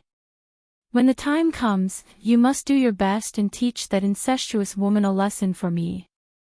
Stacy winked at Dustless. She didn't even need to be told to massage Dustless's feet to relax. It wasn't hard to see that Stacy had a lot of resentment towards Black Iron Pearl. Are you hungry? Do you need this princess to personally cook some delicious food for you as a reward? Stacy's beautiful eyes flickered with a strange luster. Her delicate face was almost touching Dustless's face. A princess cooking for me, I really can't afford it. You don't have to be nosy. Go do what you need to do. I need to rest. Dustless waved his hand and ordered Stacy to leave. Then have a good rest. When night comes, this princess will let you taste my cooking. Stacy skipped away like a happy elf. She's really hopeless. Looking at the girl leaving, Dustless opened his eyes. Just as he was about to fall asleep, his phone rang. Dustless couldn't help but look at it. It was a text message from the chairman. The content was very simple, asking to meet him. That woman. We just met. Why is she looking for me again? After complaining, Dustless put on his clothes, jumped out of the window, and went straight to the chairman's office. At this moment, there was a middle-aged man in a suit in the chairman's office. This person looked old-fashioned. His facial features were similar to Black Iron Pearl, but his temperament was much more mature. Just by sitting there, he didn't need to release his aura to make people feel a heavy pressure. This kind of person, at first glance, had been trained in a high position for a long time. He had a powerful aura. It was certain that this person was either rich or noble. Creak, the office door was gently pushed open and Dustless walked in. He couldn't help but frown. Didn't that woman ask me to meet her? But he himself disappeared. Dustless was about to turn around and leave when the middle-aged man sitting on the sofa opened his mouth. Young man, are you going to ignore me? His voice was as calm as an ancient well, devoid of any emotion. Young man. Dustless glanced at this person from the corner of his eyes. After examining him for a moment, he said coldly, no matter who you are, watch your tone. Wu Chen's real age was more than enough to be his ancestor. Sure enough, it's just as the chairman of Shingong Temple said. You're unruly. Although you look frivolous on the surface, you're actually more arrogant than anyone else. The man in the suit on the sofa did not get angry. He introduced himself politely, my name is Eben Yen. I'm Eben Yan's father. I heard that you had some conflict with Eben Yen. Sorry. Hearing this, Dustless's expression eased a little.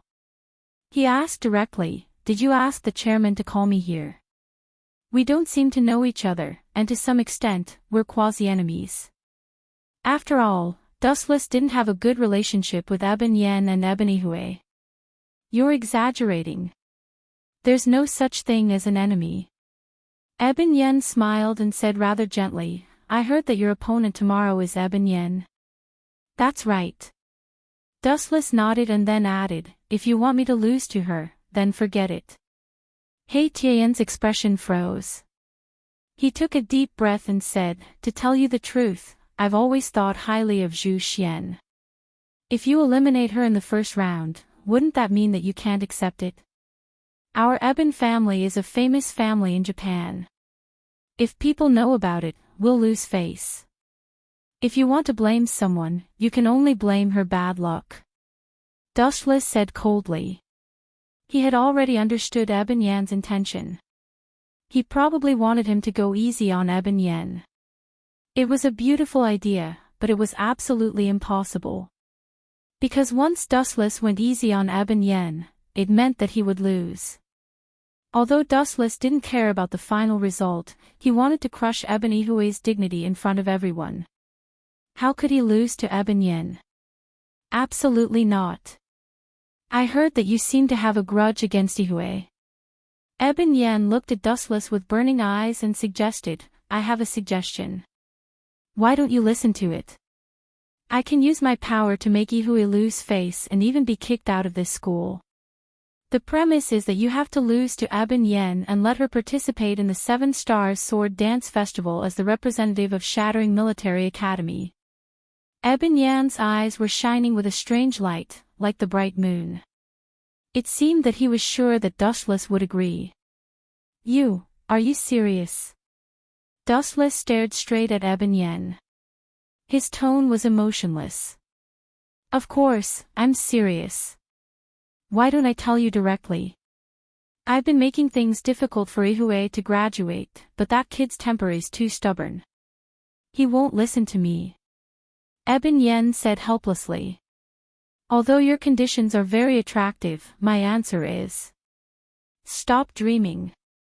Dustless squeezed out a sneer and said disdainfully, you think that without you, I can't make him lose face. Hilarious.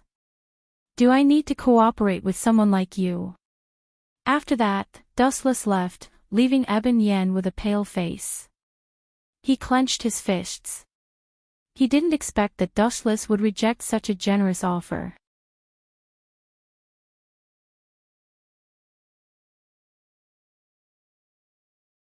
The hairy prostitute blinked her beautiful eyes as she looked at Kanna's parents with interest. I hope it won't be too boring tonight. Dustless once again laid down on prostitute Mao's jade-like legs. It was still early, so he decided to take a nap. It's been so long. Why hasn't she come out yet? A petite girl had an anxious expression as she paced back and forth in front of Nuliang Group's main entrance. She was none other than Yuro Hanacoin. After learning of Lu Xiong Nuliang's identity, she had been secretly observing Nuliang Group. In the process of doing so, she coincidentally saw Kanna enter Nuliang Group. She directly entered Nuliang Group, and Yuro Hanacoin didn't even have a chance to stop her. That was because Nuliang Group was nearby. If Yuro Hanacoin stood up at this time, the demons in Nuliang Group would know that someone was watching them, and she would be implicated. That was why Yuro Hanacoin could only watch as Kanna entered Nuliang Group. I'll sneak in when it's dark. Yuro Hanacoin secretly decided that Nuliang Group was heavily guarded right now. Sneaking in would be suicide. The wait was incredibly long. Hanacoin snuck into Nuliang group before it was even dark. She went door to door to search for Kanna's whereabouts. Could she have been eaten by one of those crazy demons? After searching for more than 1.5 hours, Hanacoin was gradually getting impatient. She had searched most of the rooms, but there was no one there. There's only one room left. Hanacoin was rather absent-minded as she looked at the closed sliding door next to the cherry blossom tree. She was quite familiar with that place. Last time, she met Dustless here. However, Hanacoin found it difficult to accept that this gentleman who sometimes seemed like a scholar was actually a demon. It was highly likely that he was a high-level member of Nuliang group. Let's go take a look. Hanacoin quietly approached with light steps. She was as light as a dragonfly skimming the surface of the water, making it difficult for anyone to notice her. Knock knock knock. Hanacoin lightly knocked on the sliding door a few times. After more than 10 seconds of silence, she smiled faintly and thought to herself, very good, there's no one here. Whoosh. Hanacoin didn't even think about it as she directly opened the sliding door. However, the scene that greeted her stunned her. This is... What exactly are you guys doing? Hanacoin looked around and saw that Dustless was leaning over the table and drinking tea. Kanna was sleeping right next to him. Her sleeping face was incredibly sweet and cute. What shocked the most was that Kanna was even snoring, and there was even saliva dripping out of her mouth. Hanacoin's worldview was instantly destroyed. Is this still the dignified and beautiful Kanna from before? There's a powerful demon right next to you. You're sleeping so soundly that you don't even know if you're going to be eaten. Don't make such an exaggerated expression. The night is still young. Come sit down and drink some tea with me. Dustless pointed at the seat across from him and smiled faintly. His expression was calm, as if he was looking at one of his own.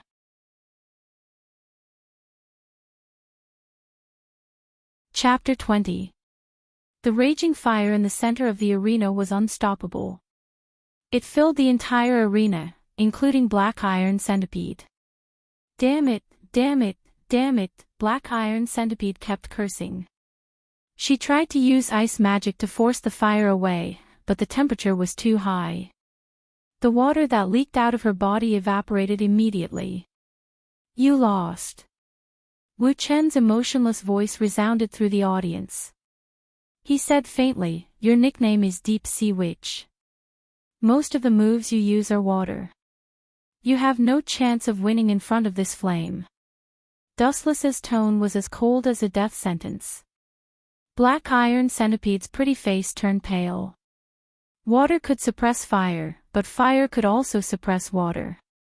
Dustless's fire skills were obviously better, and Black Iron Centipede was suppressed. I admit defeat. Black Iron Centipede gritted her teeth and admitted defeat reluctantly. She had no choice but to admit defeat. The fire around her was like a cage. Black Iron Centipede couldn't move an inch, and her water moves would be evaporated immediately. So boring. After the referee announced the winner, Dustless left alone. The next match was between Eben and Kurihara Shizuki, but it seemed that he would have to wait until the afternoon.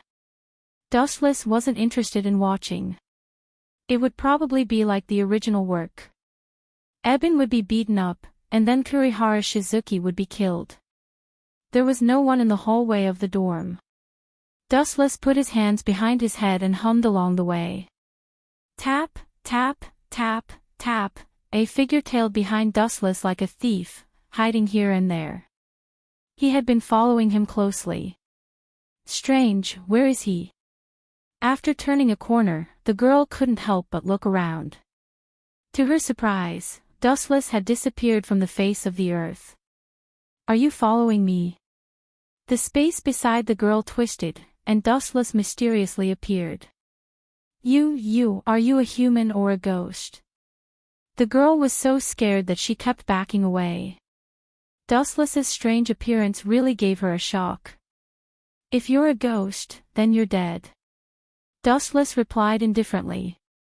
He stared at the girl's fair face and asked, You're Ice, right? You know me. The girl's eyes widened slightly. No, I don't. Dustless simply responded, and then said bluntly, But, there are only two kinds of people who follow me. They either want to kill me, or they have something to ask of me. You should belong to the second kind, right? Ice's lips twitched when she heard this. Flames of anger flickered in her eyes. She gritted her teeth and suddenly knelt down. I hope you can help me. I am willing to give up everything for this. Why don't you get up first? A girl suddenly kneeling down, people might think I'm a bully. Dustless patted Ice's shoulder, and she slowly stood up.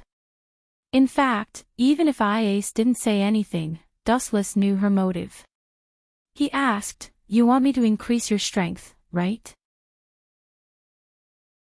To be honest, I do have a way to increase your strength, but it won't do you any good. You're a genius in the way of the sword. As long as you practice diligently, you'll surpass your enemies sooner or later. But I can't wait anymore. Ice's face was full of despair. I want to stand out in this competition, but I can't do it with my strength. But I have no obligation to help you. Dustless shook his head and refused. He wasn't a bodhisattva.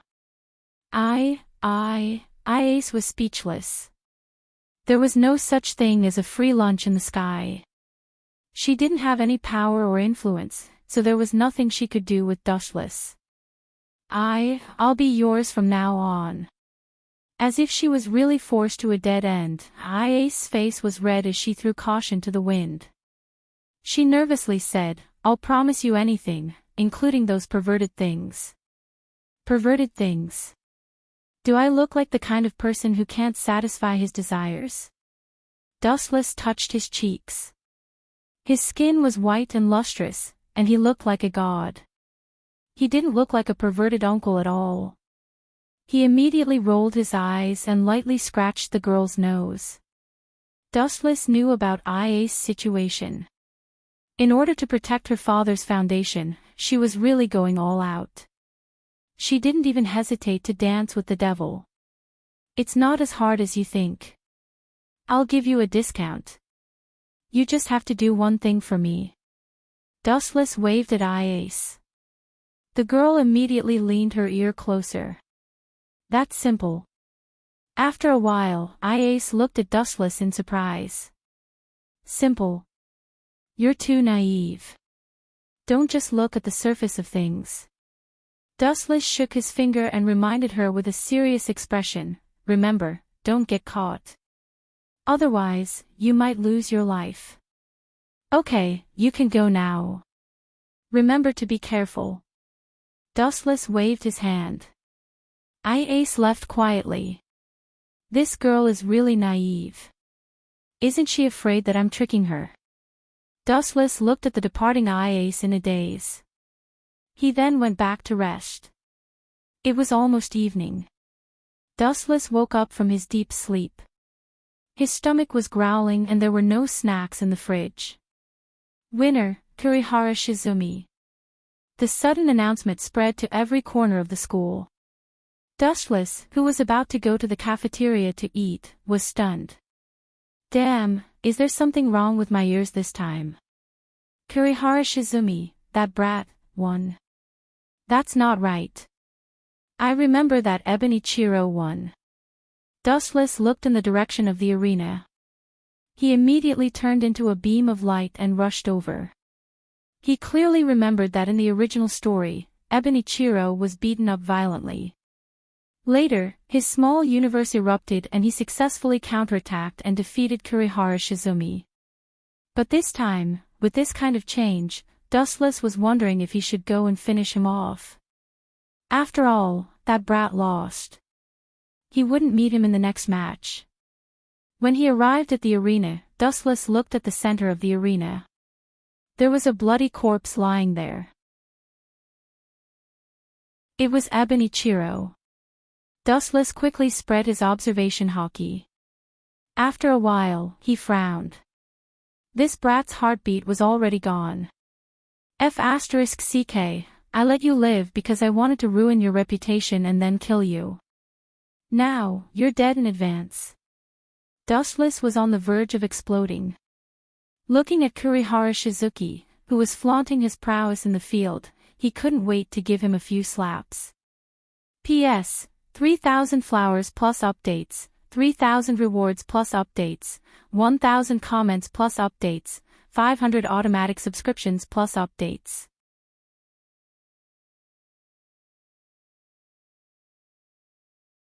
Chapter 21. Bang, boom boom boom. The power of Snowblast's punch was not bad. That seemingly weak fist exploded with a powerful energy wave and sent Mosquito Girl flying into the sky. Crack. That sharp and steel-like stinger also broke with a snap. This. Mosquito Girl looked at Snowblast in surprise. This woman had such a physical skill. Such powerful strength was not something a woman could possess. Furthermore, it was displayed by a human. Mosquito Girl was indeed shocked. Humph. Snowblast snorted arrogantly. After following Dustless for a while, she had to go through all kinds of crazy hellish training every day. Although there was still a long way to go before she could break through the limiter, her physical fitness had improved tremendously. It was a world of difference from before. Have fun with her, Snowblast. Dustless picked up a blade of grass from somewhere and held it in his mouth. His expression was frivolous, as if he already knew the result. Go to hell, human. The enraged Mosquito Girl turned and charged at Snowblast. The two of them were soon engaged in a fierce battle. Their attacks were exchanged and both wanted to kill the other. Bang bang bang, boom boom boom, caw caw caw. Not long after, a series of fierce battles began. The sound of explosions could be heard everywhere. Mosquito Girl was humiliated by her injury, so she used all of her strength to fight. Snowstorm also used all of his strength. If it was in the past, Snowflake would definitely be defeated by Mosquito Girl. He might even be killed instantly. After all, Mosquito Girl's strength was not bad. In the past, Snowflake was only the number 1 in B class. However, after following Dustless for a while, he did not give much advice on abilities. However, when it came to physical skills, Dustless gave crucial advice. Snowblast also increased her physical fitness, which was why she was able to suppress Mosquito Girl. Snowblast's explosive power was not any weaker than some strange people. Boom boom boom. The fierce battle continued. Although both sides won and lost, Snowblast also had wounds on her body. However, Mosquito Girl was even worse. Her left arm was broken and one of her eyes was blinded. Other than that, there were other injuries on her body. Overall, Snowblast still had the upper hand. Rumble. There was another deafening explosion. Snowstorm's attack was effective again. Mosquito Girl was blown away. Her body smashed into a 20-story building. She spat out a lot of blood in pain. The building collapsed, and Mosquito Girl was buried under the rubble. Nothing happened for a long time. Oh. You're finally at your limit. Dustless, who was leaning against the corner of the wall, couldn't help but look over. Although there were layers of ruins, through the perception of observation hockey, she clearly found that Mosquito Girl was on the verge of death. It's almost over. Snowflake, that mosquito isn't going to last much longer, Dustless said as he looked at the sweaty Snowflake. He took out a bottle of water from his pocket and tossed it to Snowflake. Gulp, gulp, gulp. After unscrewing the cap, Snowflake immediately began to gulp down the water. The whole bottle was emptied in about 10 seconds. She had used up a lot of stamina from the previous battle. That's it.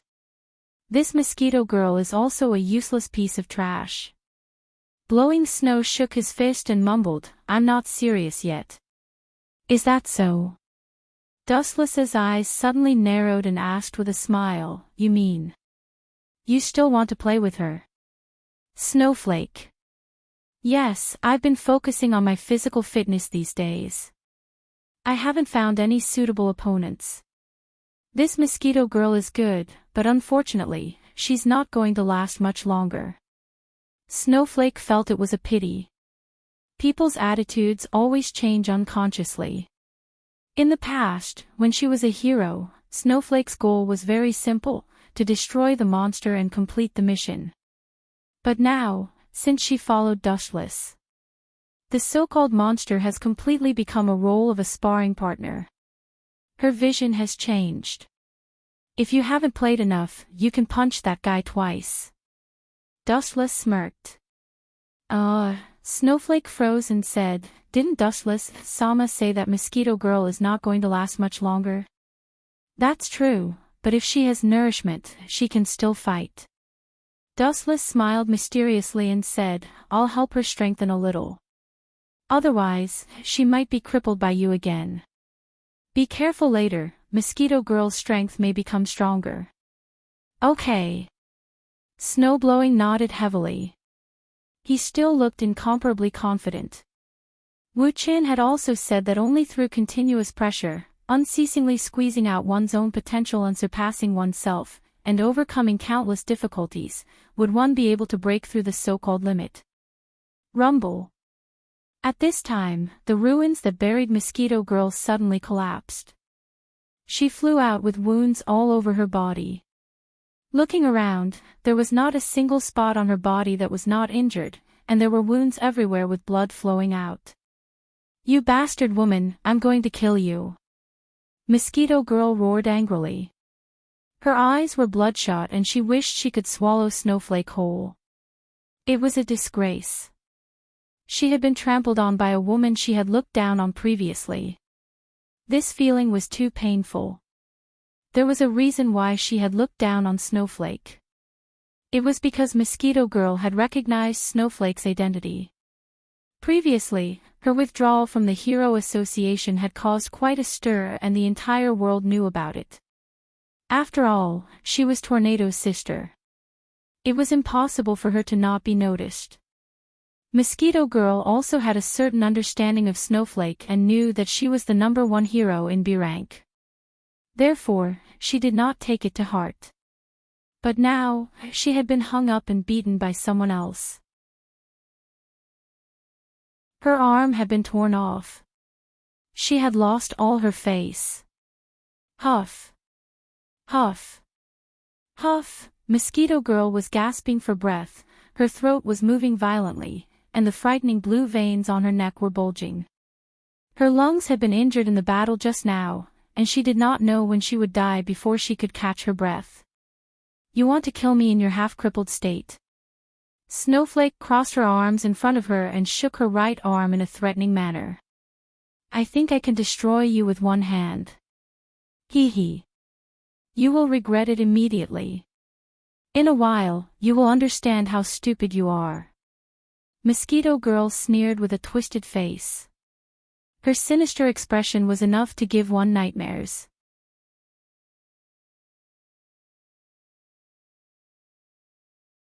Chapter 22. A few years had passed, but Principal Margaret could still remember that the difference in strength between the students taught by Dustless and those who had never been taught was like heaven and earth. This was reflected vividly in Shadalisa. Janisa, who was ranked second in the second year, had never been taught by Dustless. In the end, she was just a small fry who could be defeated in a single blow. "It's time to announce the winner," said Principal Margaret. Shadalisa was the only one left in the second year, so it went without saying who the final winner would be. About half an hour later, the competition was over. Shadalisa had just walked out of the venue when she ran into Dustless and Violet, who had been waiting for her for a long time. Unlike Shadalisa, Violet did not choose the Pandora industry. Instead, he chose to take over the family business. In a short period of time, the Bridget family became a superpower in the world's business, infiltrating various businesses in various countries. Sister. With brother. Shadalisa noticed the two of them, and a warm smile bloomed on her cold face as she threw herself into Violet's arms. This scene stunned many people, and their eyes widened.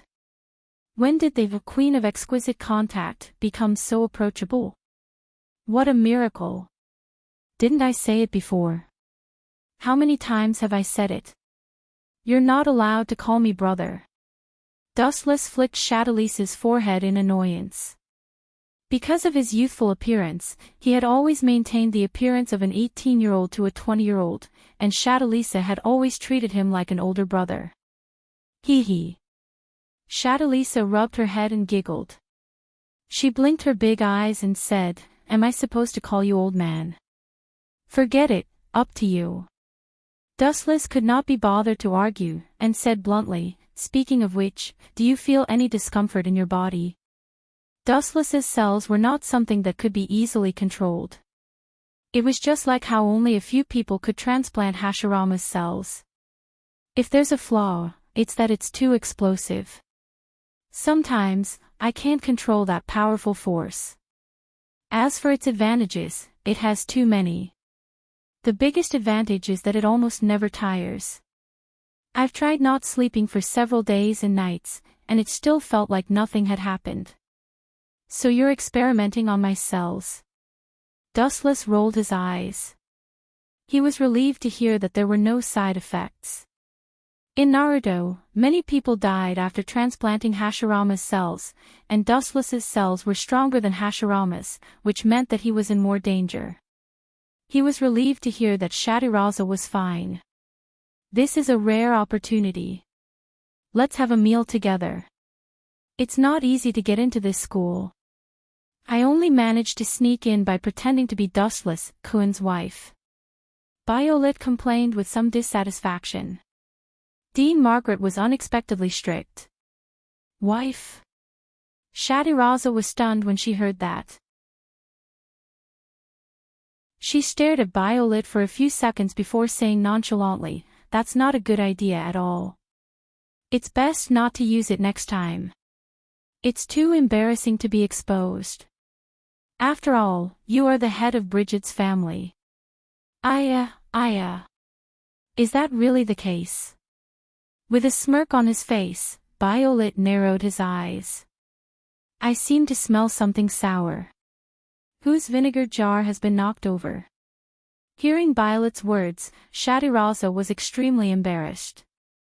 She glared fiercely at Violet and clenched her fists, clearly implying that she would beat him up if he dared to speak any more nonsense.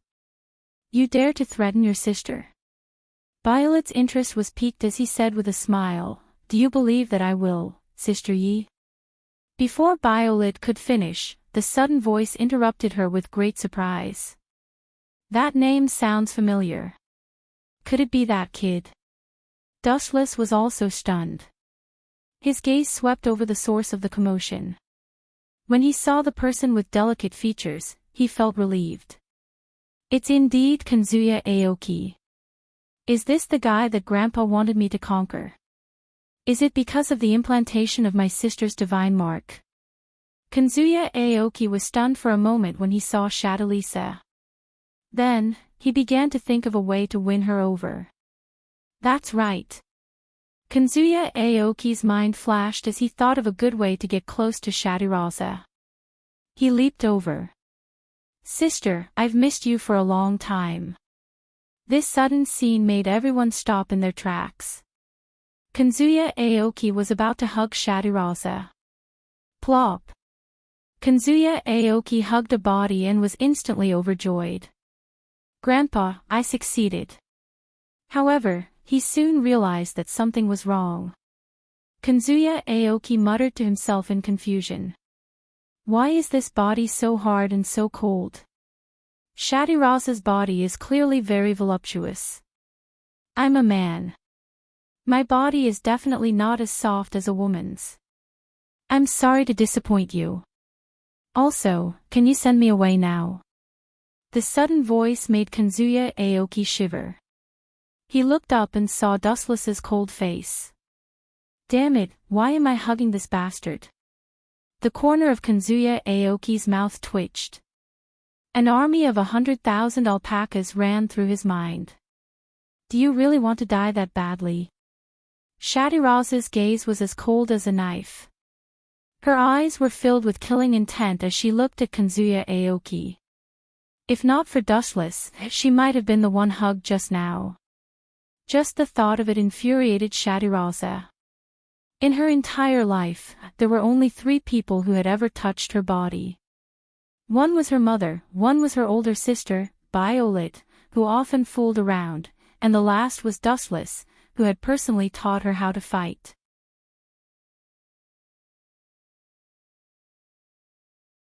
Chapter 23. Swoosh swoosh swoosh. Another sharp piercing sound came from the front, only to see a large number of arrows coming from the front, wanting to completely obliterate Dustless. But, Poochie. Poochie. Poochie, his body was pierced through again, but the result was exactly the same as before. It was quickly repaired, and he was still unscathed. And the process of repair only took a few seconds. He can still release such a strange ability even after being poisoned. Red Assassin was surprised at Dustless's fatality. How could he not be affected at all after being poisoned? Then she coldly snorted, "Then let me see how tenacious your little life is." Boom boom boom. At this point, it seemed that only the poison fog could defeat Dustless, so Red Assassin released all the poison fog without holding back. In an instant, the poison content in the lungs suddenly increased by several times, and even the sky turned purple.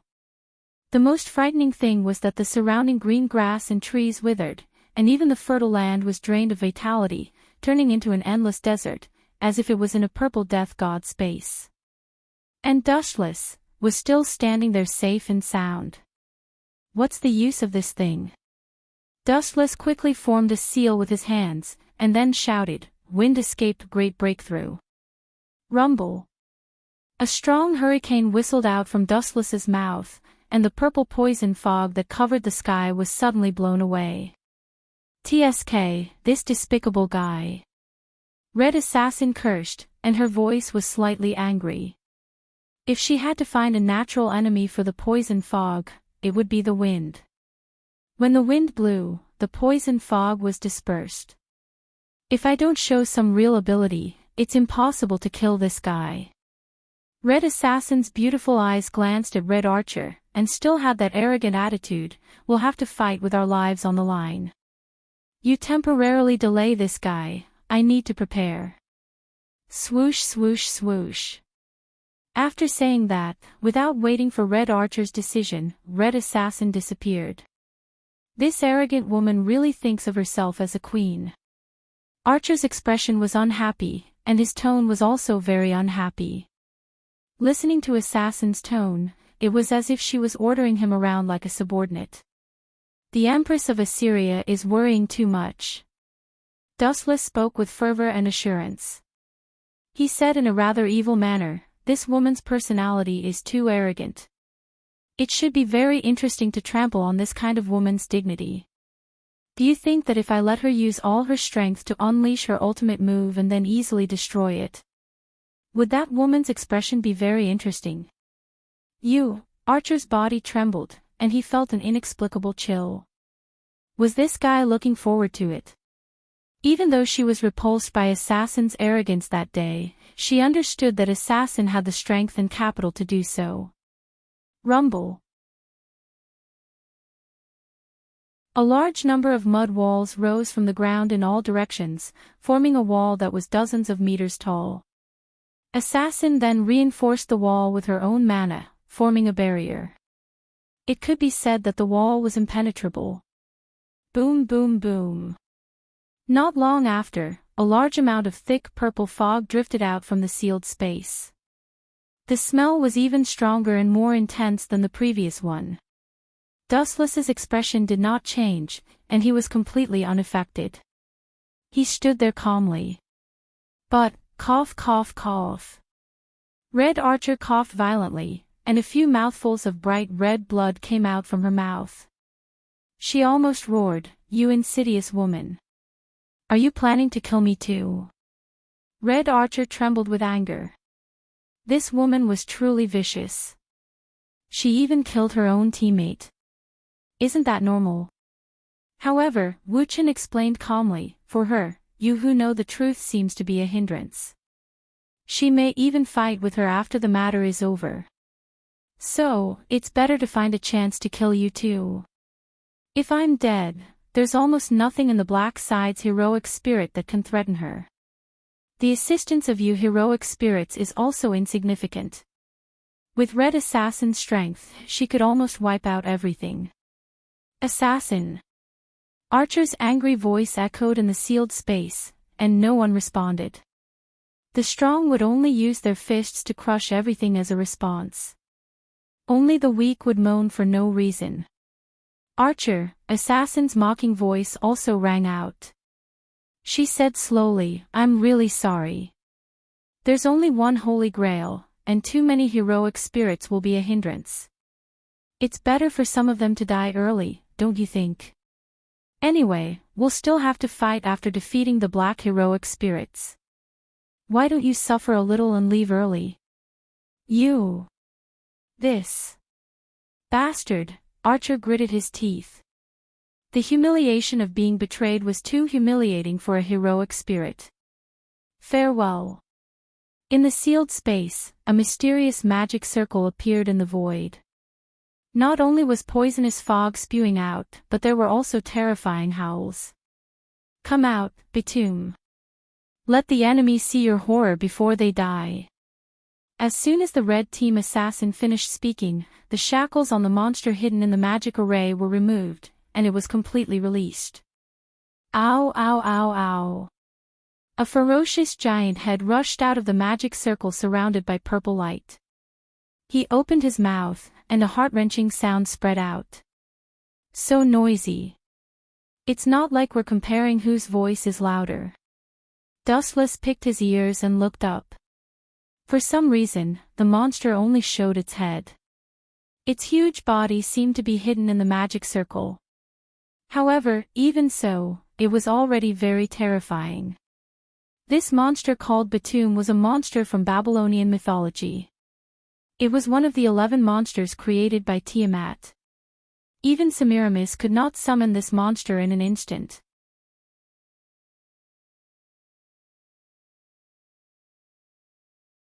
Chapter 24. This, how is this possible? Everyone's eyes widened to the extreme. Their eyes were as big as copper, and they were all in a daze. This guy can ignore my pure ice domain.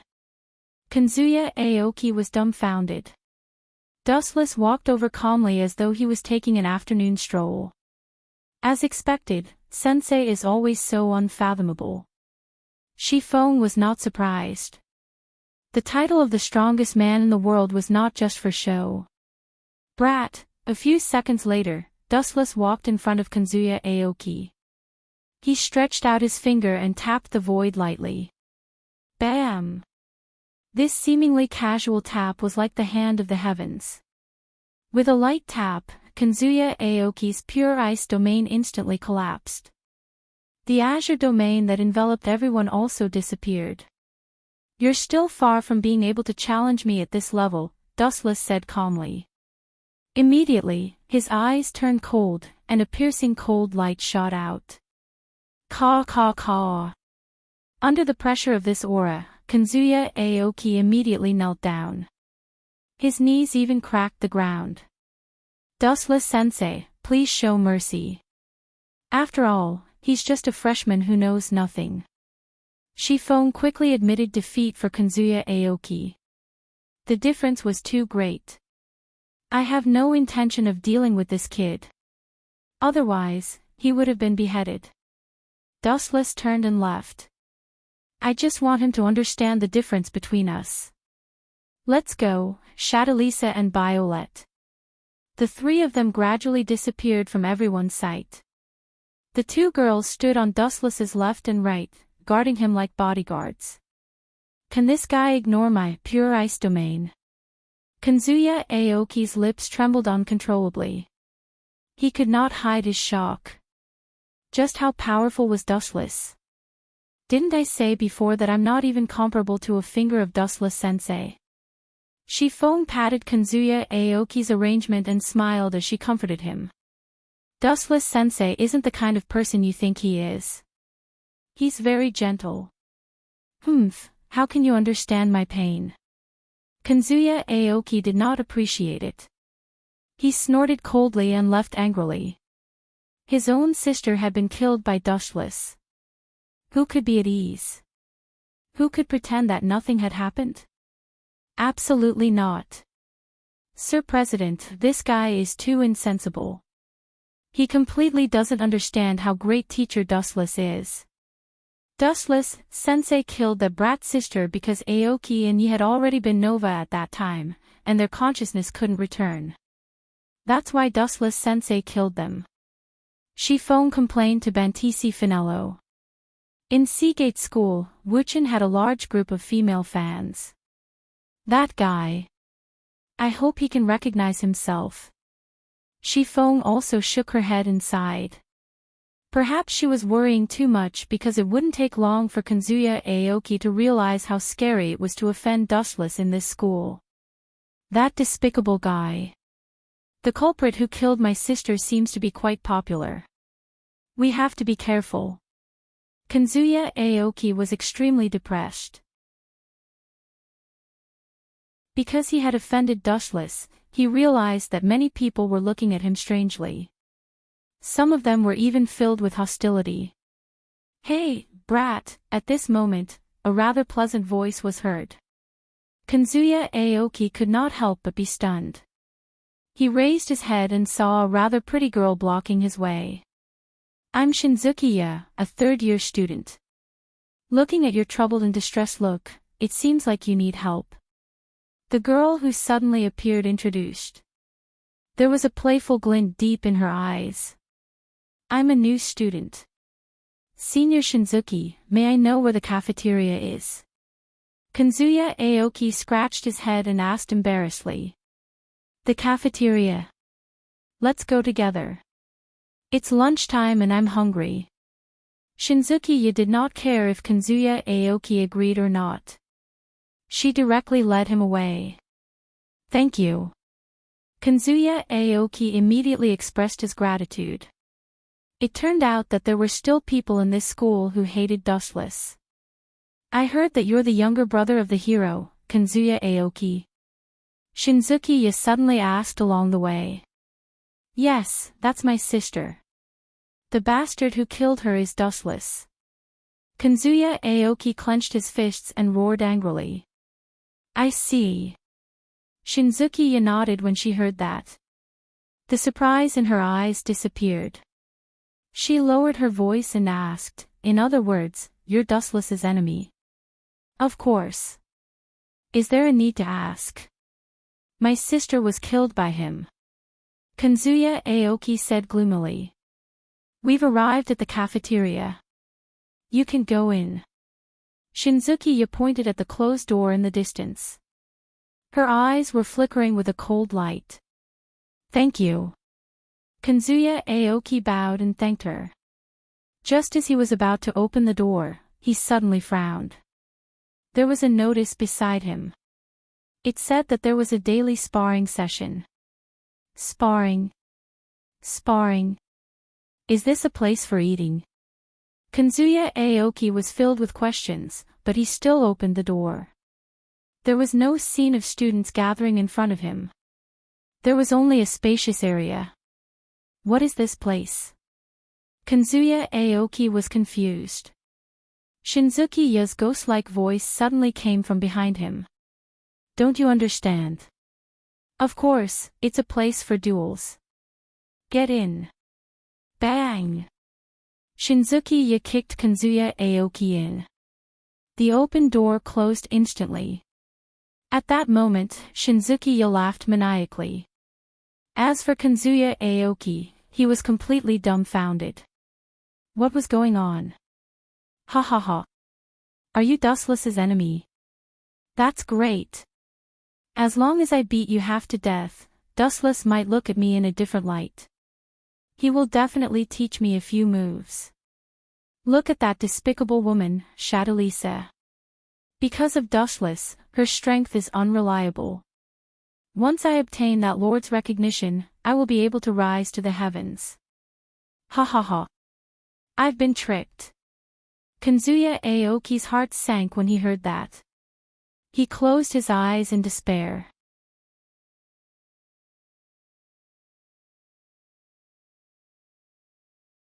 Chapter 25. Seeing the shiny sand wrapping around him, Dustless didn't dodge and let the sand wrap around him. He closed his eyes indifferently. Facing such a desperate situation, he didn't show any fear. However, Dustless's calm appearance had a different meaning in the eyes of others. Wait, I went out for a while, and a supply force of hundreds of ninjas was annihilated in less than half an hour, a group of useless things. The voice of the newcomer was imposing, his aura was calm and powerful, his body was sturdy, his skin was dark, and his majestic voice lingered in the sky. The sound of chakra stirred up a circle of ripples in the sky. But it was a monk. They were annihilated by such a little kid. How dare you? The face of the sand village is lost because of you. Looking at Dustless, who was instantly subdued by his ninjutsu, the thin monk's mouth raised a touch of disdain. He immediately looked around at the broken limbs. His cold eyes didn't show the slightest mercy. Instead, he mercilessly scolded.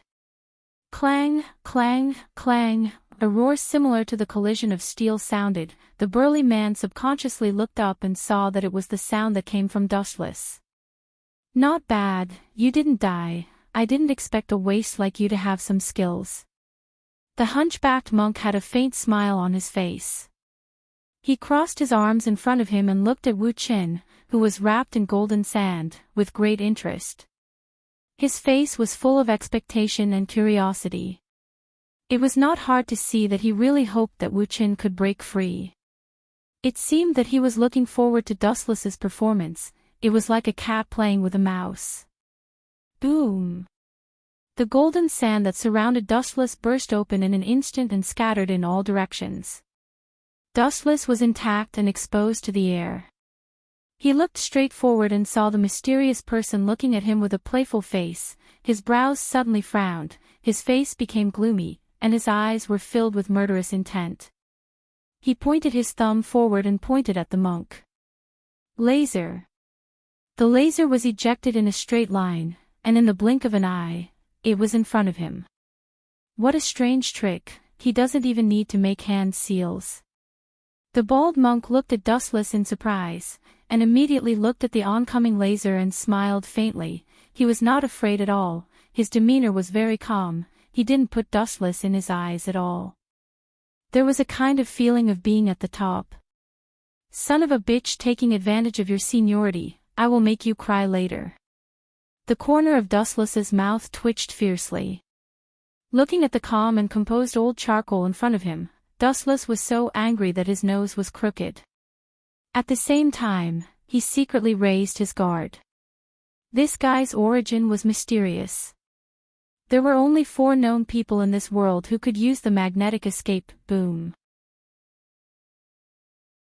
Just as the light beam was about to penetrate the monk, a thick layer of sand suddenly stood in front of him, blocking Wu Chen's attack. Little brat, what's your name? My name is Fanfu. After removing the metal sand in front of him, Fanfu raised his head and said in a proud tone, looking down at Dustless like a proud rooster, shut up, who do you think you are? I have never heard of your name, which means you are a fake. If you are a fake, you should have the awareness of being a fake, especially an ugly son of a bitch like you who has no human rights. You have no right to know my name. Dustless, who had a stomach full of anger, immediately began to attack with his mouth, using the most vicious words he could think of. You said I am ugly. The old monk called Fanfu's mouth twitched fiercely. He didn't understand Dustless's words, but when he heard the words, "an ugly son of a bitch like you who has no human rights," he was instantly enraged. Chakra was so angry that he went berserk. Finfu's old face was burning. Dustless's vicious words made him feel worse than if he was beaten up. Go to hell. Finfu's eyes were red, full of anger, his thin body suddenly burst out, but his palm was huge, comparable to a bear's paw, and grabbed Dustless's neck with a ferocious smile on his face. Looking at this situation, it seemed that he wanted to remove Dustless's head. You dare to say I am ugly? I will beat your mother until she doesn't recognize you, you bastard. Finfu roared to the sky, seeing Dustless was motionless, and he was about to succeed. His voice was full of endless joy, and the smile on his face was as scary as a ghost. However, Dustless just smiled strangely. His dark eyes rolled rapidly, and the five-pointed Mangekyo Sharingan stared at the big hand of Finfu, grinning, and staring at the big hand. An irregular black flame flashed in his eyes. Amaterasu. Blood suddenly flowed out of the corner of his eyes, and the black flame surged out and almost instantly fell on Rakshasa's arm. It hurts. Damn son of a bitch. The severe pain instantly spread to the nerve cells all over his body. Rakshasa looked at his right arm in surprise, and was horrified to find that his right arm was wrapped in a black flame. Sharingan. Damn son of a bitch, you are from the Uchiha clan. I am the one who wants your old life. With a ferocious smile, Dustless's body floated with a golden luster, and in an instant, he appeared behind Finfu. Have you ever been kicked at the speed of light? Now I will let you taste what it feels like to be kicked at the speed of light, light speed kick. You're tuning into the LoveLore Library YouTube channel. We're so grateful for your support, and don't forget to subscribe to join us on this incredible journey through captivating stories. Your generosity through donations truly makes a world of difference, as it's the primary source of revenue that allows me to expand and enhance this channel for you. Thank you from the bottom of my heart for being a part of this adventure.